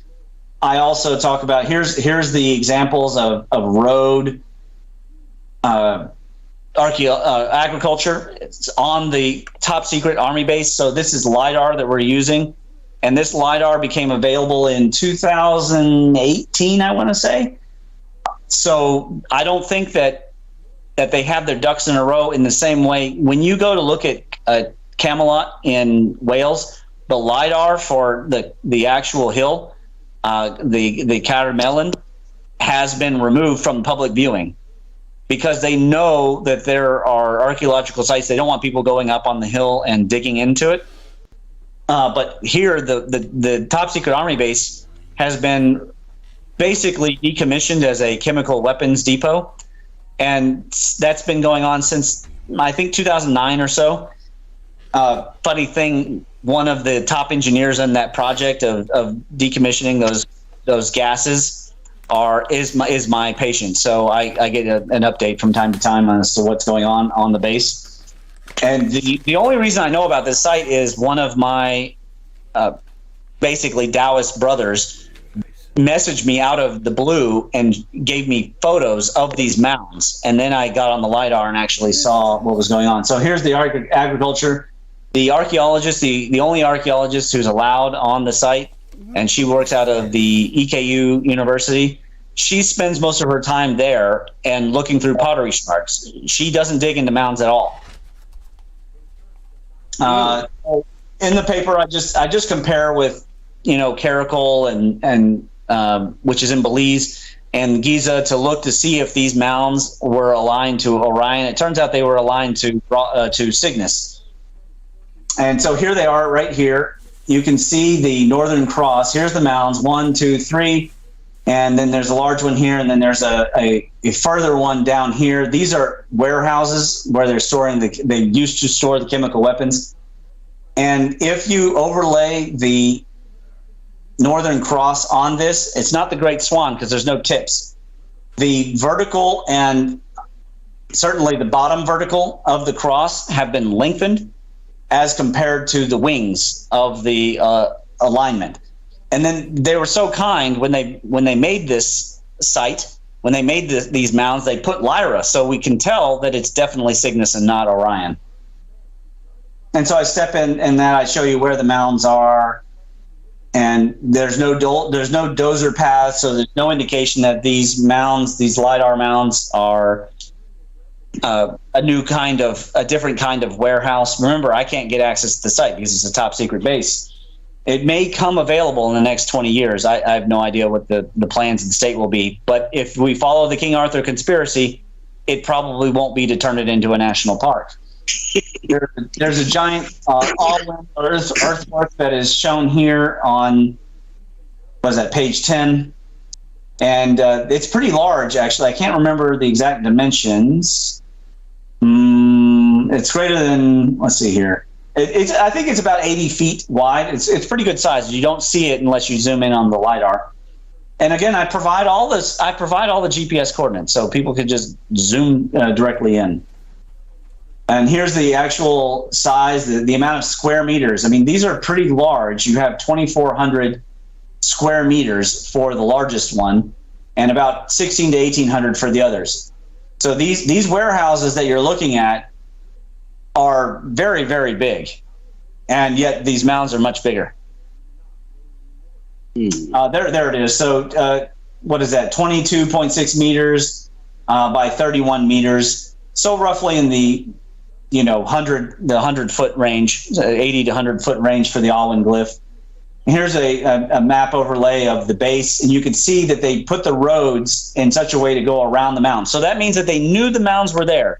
They had all of Kentucky to build a top-secret chemical weapons depot base, and they chose the place where it's almost certain that the Matic community landed and established their kingdom, which lasted about 300 years, because they were wiped out during the 1400s. And that's an actual Google sat photo of you can see that they're covered in trees. And you can see that that's the width of a road. That's how big the warehouses are, so you can see how big the mounds are. in comparison. And then I just stepped through how I measured the alignments, and it's not worth going through the statistical factors. And then I showed a couple of different types of possible. I did Draco, I did Orion, obviously Cygnus, and I showed by proxy. I ended up showing that probably what's that author whose theory was about Orion 12,000 years ago at Giza. He had the best alignment. Actually, he wasn't wrong. It was the best alignment for Orion with Giza. Oh, that's it. What's his name? And what's the other bloke? He's a professor. Baval. Yeah. Yeah. So according to this math, if you trust math, Baval is the correct one. So. Yeah, so here you can see, here we go, on page 21, you can see the lengthening of you can see that this mound here to the south is much further away than the one to the north, as if to say this is a cross, an actual northern cross, a Christian cross. And again, the site, according to the mainstream archaeologists, dates to the 1100s, which is right in the Matic journey. And then the rest is just all math. Yep. You're welcome, Pine Gap. Pine Gap.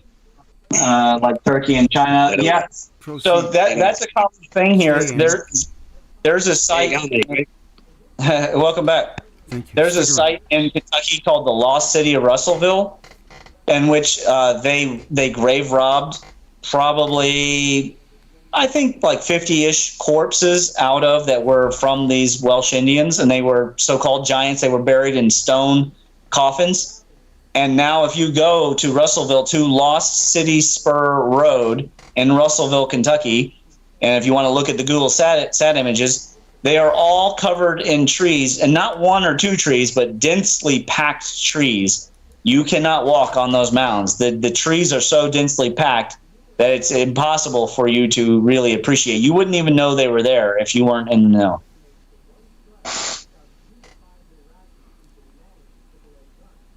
So, anyways, I'm inviting Shockwave. Somebody said that's ancient history said that's wild, Ramon. Thank you very much. It's been a lot of pleasure doing ancient Kentucky work. Certainly look into joining the Ancient Kentucky Historical Association. We appreciate it. My work in the Hidden Kentucky took me around, and it resulted in me learning all of this King Arthur conspiracy against my will, to be honest with you. And so, but now going back to the Smithsonian article, it just became very frustrating to watch somebody who is part of a system of media that likes to revise history already attack established alt-stream research that we've done for, I'd say that this alt-stream research is at least 50 years old. If you include all of Archaeology, of course, it's hundreds of years old. But I don't know how reliable a lot of it was, because most of the Archaeology out there, without a doubt, is 100% based on the Romantics. And I'll give you an example. The entire story of Guinevere sleeping with Lancelot and her becoming a nun. Okay, first of all, there was no real Lancelot. That was a French invention. Secondly, Guinevere, she either ran away or was, I don't know, convinced or kidnapped possibly by Mordred. King Arthur II came back from Normandy, he won the battles to come back, then chased Mordred all the way to the north of Wales, and then had this was actually Guinevere II, had Guinevere and Mordred ripped apart by dogs. So they died a violent death. I mean, this was not a time of dealing with things and, forgive and let live. Arthur II's grandfather obtained power. See, they weren't knights of the Round Table. They were kings of a Round Table.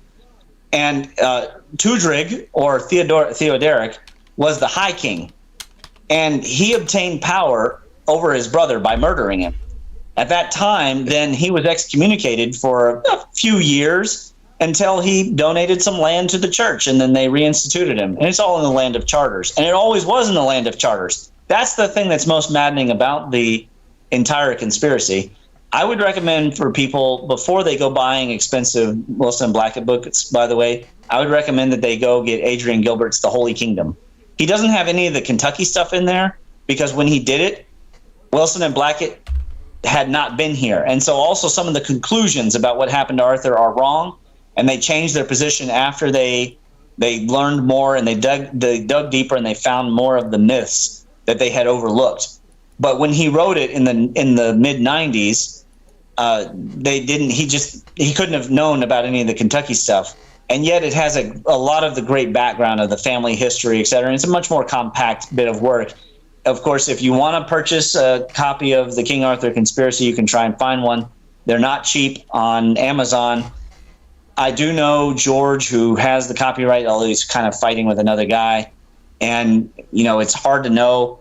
They both maintain that Wilson and Blackett sold them the copyright, so it's a bit of a mess, to be honest with you. I have to ask you something on the history now. The one thing that I can't get right, but maybe you can help me.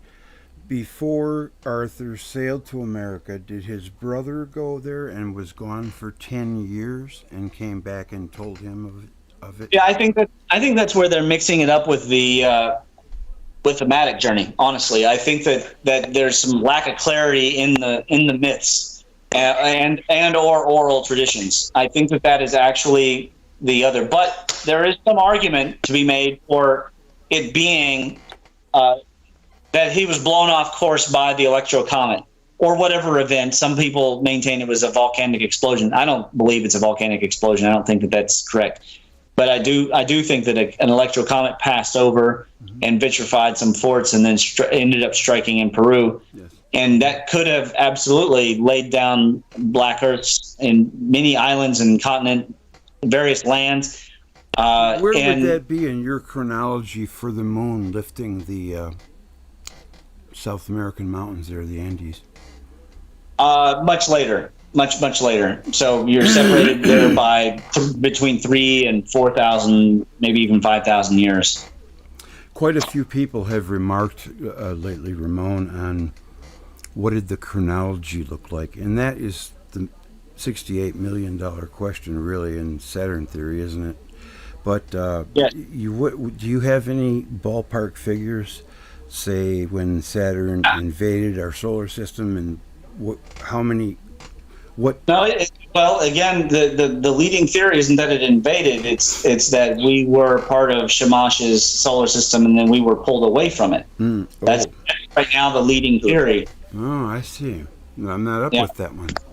And so that process began between 12 and. See a few links on that one. Yeah, we were captured. Well, you see, that's a matter of interpretation. We were talking about this on our last conversation, boys, with Shockwave. It is, but there is a lot of better evidence. There's a lot better evidence. The best evidence is biological, because the plants outside are reflecting green, but they should be absorbing green. If we really evolved underneath of Sol, they would be absorbing green, not reflecting it. Yes, we were brought up in infrared.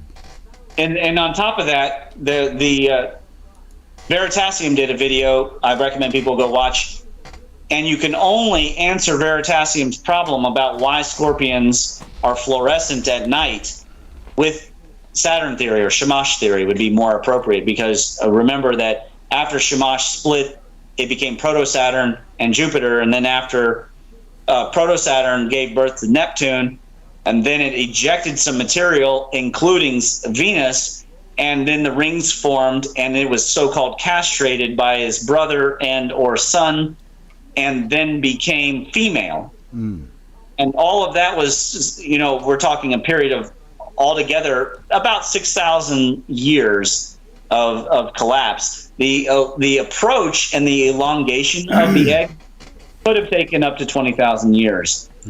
We don't have any.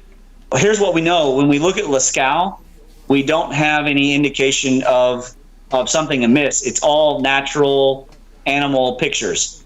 And then somewhere around the 20,000 year ago mark, especially in the Aboriginal stuff in Australia, you start to see therianthropes and disturbing images. I got it together. I'm listening. Oh, that's all I have to say there. Then you have the 2,500 year period where the star is being ripped apart, and they are reporting it actively at Göbekli Tepe. Then you have the final flare, and it became too dangerous, and they bury it, and they go underground. There's no real agriculture until Sumer. Flowering plants, that's when the sun became predominant. Then we are snatched up by Jupiter, and we are still where the South Pole is the current North Pole, and probably Antarctica is Hyperborea.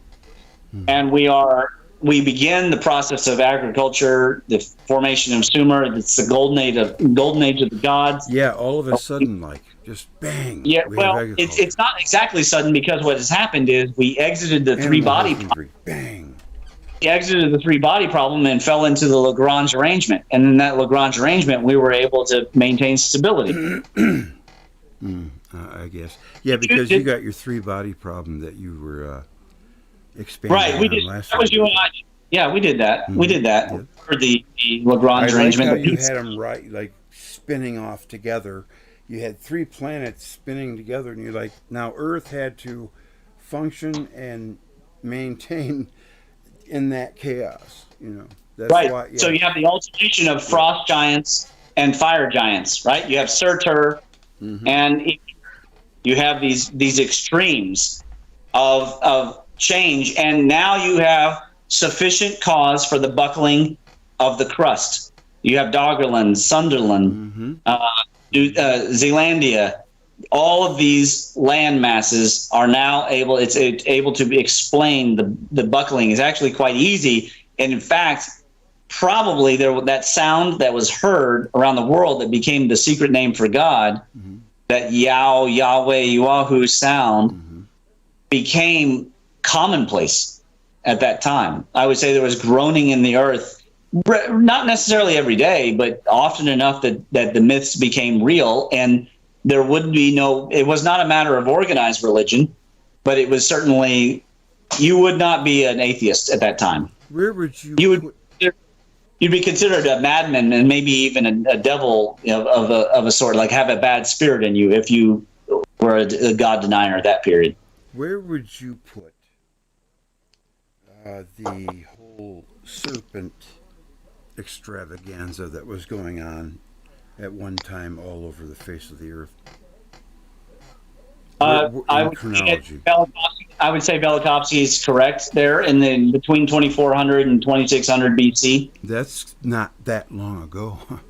It sounds like something that should have been 15, 14, 20,000 years ago, but it was really only 4,000 years ago. And think about this, and regardless of whether it was 4,000 years ago or 40,000 years ago, how many hearts got ripped out because people saw models heart turn into Venus? Antediluvian, yeah. Oh, did you ever see that South African fella showing these gigantic stone hearts? Stone harps, did you say? Hearts, yeah, human. They're shaped. They got valves and everything, but they're stone. I would not be surprised. The obsession around the world with ripping out hearts right to the so-called heart of the Venus Saturn issue. It would have been a disturbing thing for people to watch. It was their god. Yeah. It was their father god. It was the All Father of that time, not Odin the All Father, but it was the fertility god, and out pops its heart. Osiris died, it's ripped apart, and it appears that Jupiter did it. Giants were so predominant in the iconography that they had to exist. It's preposterous to think they didn't. Yeah. 10 years ago, it would have been preposterous to think that they did, but that's how far we've come with that. But we have to scratch and crawl for every kernel we get, because mainstream sure isn't going to help us. There's a question here: if Megafauna and Megaflora existed, why not megahumans? Nothing saying they didn't. They would have very likely died the same way. Remember that the main way that the Megafauna, according to the natives, died was that step potential killed the majority of them, and then after that, climate change came along. Could humans succumb to the same step potential? Absolutely. In this era, in this modern era, in the 2000s, there was a soccer game in Africa, and lightning struck the field, and one team had inadequate shoes or no shoes and fell over, and they accused the other team of practicing witchcraft. Right? Yeah. So it still happens to this day. People die. And I actually met someone whose, husband or something had died stepping outside of the car, and the lightning struck the yard, and they died, and the wife kind of passed out or something like that. I can't remember the exact details, but it is a common thing that currently happens. Step potential is incredibly dangerous. Please do not approach power lines. Ancient history criticisms. Yes, elongated skull race. Brian Forster is, kind of done in his research is pretty much shown that there was a different race of beings on the earth at one time, and they weren't all human. Were they? Yeah. Was that the reptilian inky thing? I don't know, but they sure had weird looking skulls. They looked like aliens. Well, they very may well have. I don't know this reference to carbon. Forster's not he's not a goofball. He's a good researcher. Right. This carbon footprint, don't make me laugh. I'm not sure what they're referring to. I don't think we've been talking about any carbon footprints. I'm not sure what's that. Then we have the trepanning of the elongated skulls shows they were having problems.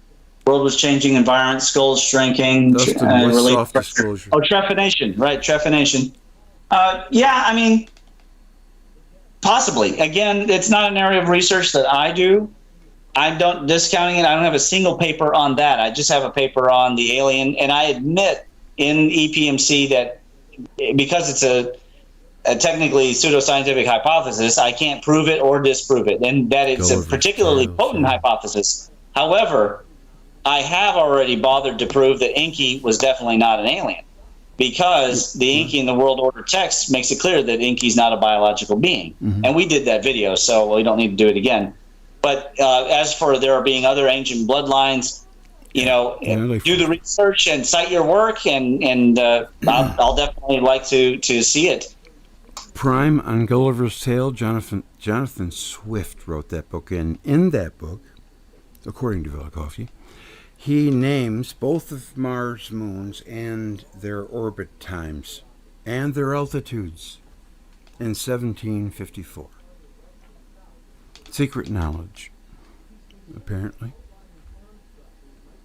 Yeah, they already knew, because the Native Americans called Mars Scarface. That comes right from Walt Thornhill.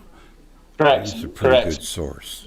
And more importantly, Mars was, as it approached, inspired the berserker mode, and probably inspired the taking of drugs to induce violent behaviors. And we have really not left the age of Aries since, even though we've been through the entire age of Pisces, and we had all these great men of philosophy and peace like Jesus and Buddha and Lao Tzu.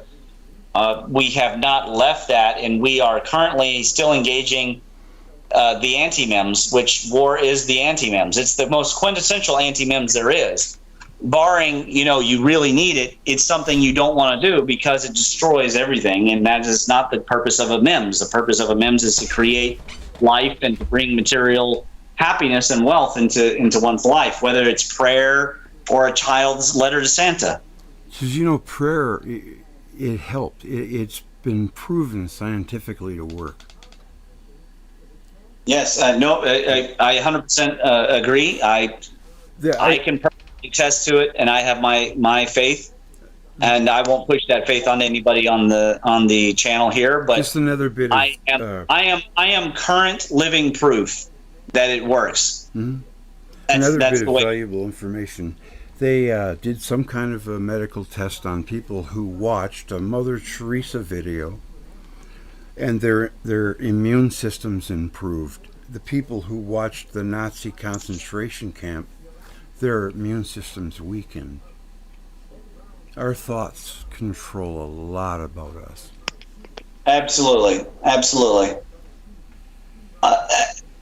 Ask the audience, or I guess I can, if there are any remaining questions regarding the gateway, or Okay, sure, I'll do that.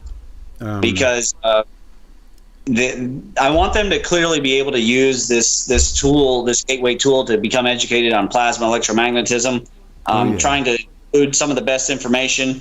I probably won't have a lot of stuff from, say, Forrester or Tellinger on there, but it will contain a lot of other very useful information in the EPMC section. A lot of it will be my work, but it won't only be my work. Churches used to be healing centers, healing houses. I never heard that before. I heard that churches were installed with priests to be the police for our elder race that's looking over us. The cradle boarding and binding. Oh, yeah, that head binding crazy stuff. That's nuts, man. I would say that religion itself, I don't know about churches, the buildings, but religion itself was a survival MIMS. It was a way to keep mankind from going over the edge in the transition period. Because in the transition period, it was a live for today kind of mentality. And that's very clear from reading the Bible, looking at the Babylonian, looking at the Greek myths. People were out of control. And so how that can be interpreted into why churches exist, I'll leave that to the person to decide for themselves. Absolutely. That's a good point. We are uncreated, whatever that means. Our spirits. Well, we have this flesh that was created, but our spirits are uncreated. That's I'll go with that. I'll leave faith to the individual. I will mention before we go that there are two new Big G papers. One is over here under the Suspicious Observer's letter, and it is a academia paper. But more importantly, the newer one is this MIMS 1.12, and I prove the internal rigorousness of the Big G diagram, and using the Fibonacci. And so if people feel like making that into part of their religion, fair enough. I received a letter from a fan off of Leak Project, and she feels that it helps her in her journey with Christ to look at this and see the L power, the Lord power. Remember, around the world, there was references to the great man, the Lord, the above God, and so there's nothing unique about that. Then, according to the Gnostics, Yahweh was the chief of the archons, the most evil. Yes, but also the Gnostics were from the last 2,000 years. So, the question is, if you want to understand the origins going back to the very beginning of what inspired the Bible, one could argue the Bible may be the greatest MIMS ever created, other than the scientific method. Gilgamesh and the flood story was around long before Noah in the Bible.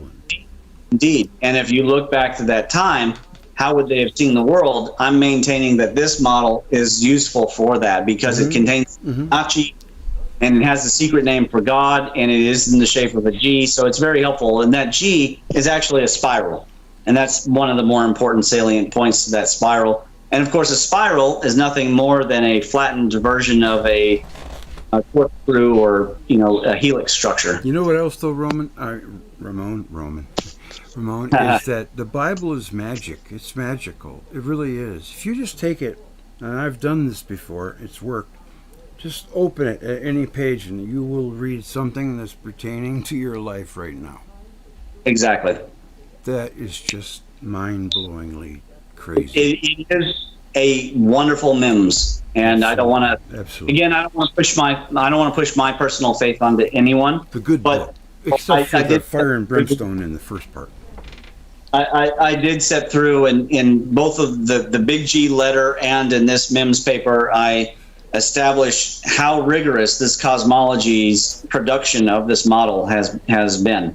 It's not about me, right? I don't have any I don't have my name written across this diagram. Mm-hmm. The point is that the diagram was a gift to us for following the cosmological work. Yes. And I've been From doing who? the cosmological papers for almost 4 years now. The gods. And so it's a nice gift, wherever that gift came from. Mm-hmm. Absolutely.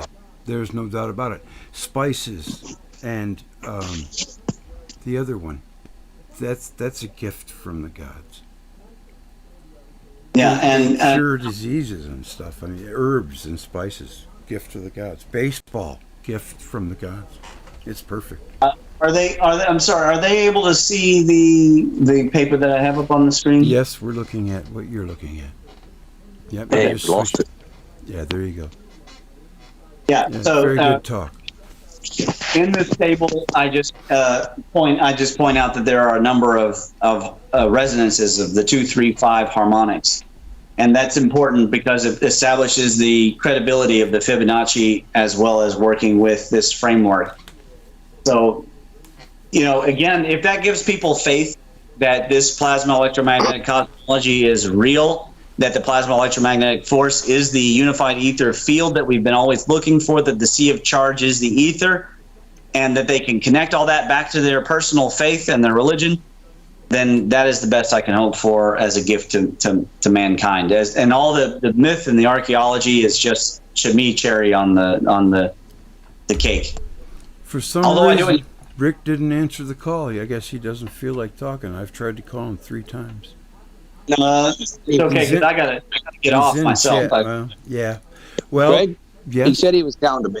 Oh, yeah. Okay. Yeah, he he stays up till 3 in the morning when we're not talking. But when we're talking, he goes to bed early. That's cool. I got a nice long 3-hour one coming up Saturday night, folks.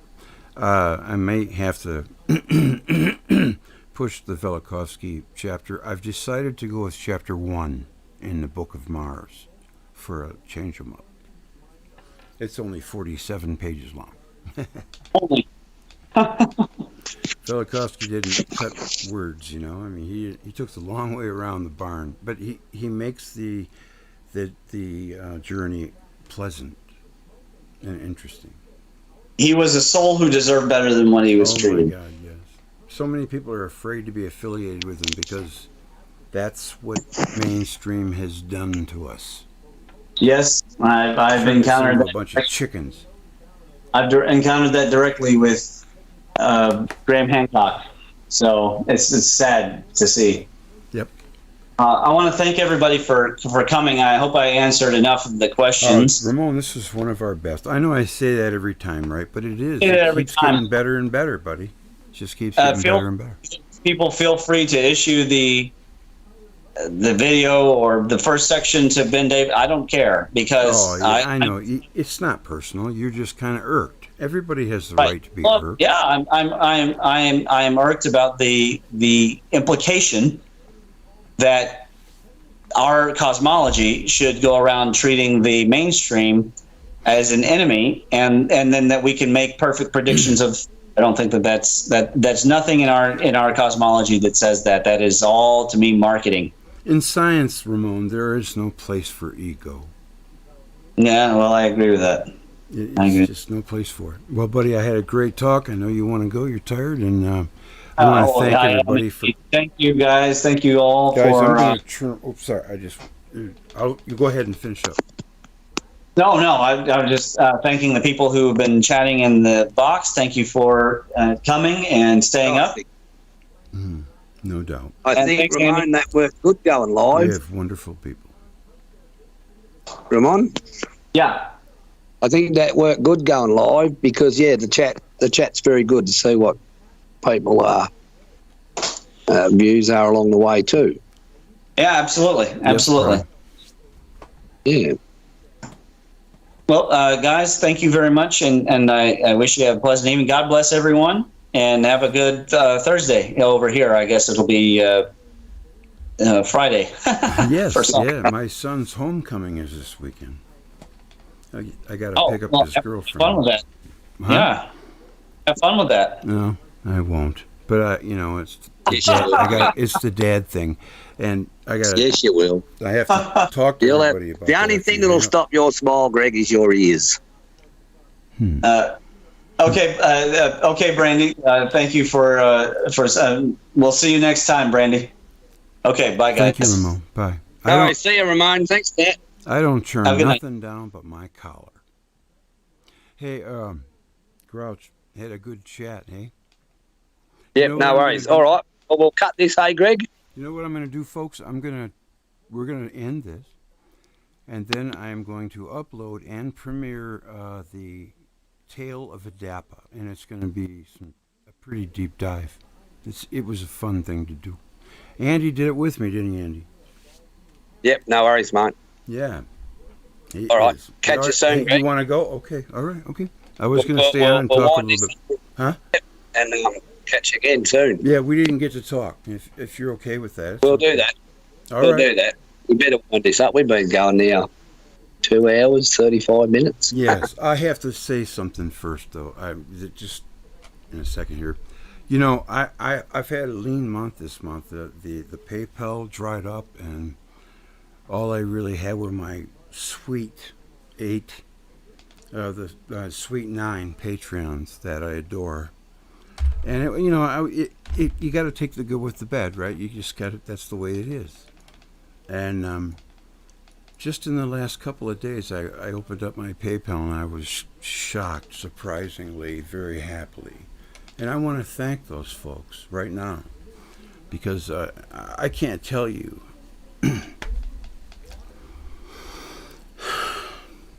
Yeah, there's a lot of work. There's a lot of work goes into putting these videos together. A lot of hours. Yeah. A bit of support helps. You doesn't it? guys saved me. You really did. Yeah. That's well, you Grouch. Grouch gave me $100. Can you believe that? Now, you normally don't mention dollar amounts because I respect people's privacy, but I'm gonna this time because these folks deserve their props. Joseph Gannon gave you gotta keep 50. that one. Andrew Can't Parkinson, have you crashing all who's been with me for 5 years, gave 10 every month. And Timothy LeClaire, new name, gave me $100. Can you believe that? I mean, when I see that, want to faint. I can't believe, anyone thinks that I might be worth that. That's humbling. And that's it. That's a good thank you. Thank you, folks. You really made my weekend and my month. Yep. All right. That's it. That's all I wanted to say. We're going to sign off now, and I'll be back with a premiere. Thank you for coming. Good night. Catch ya.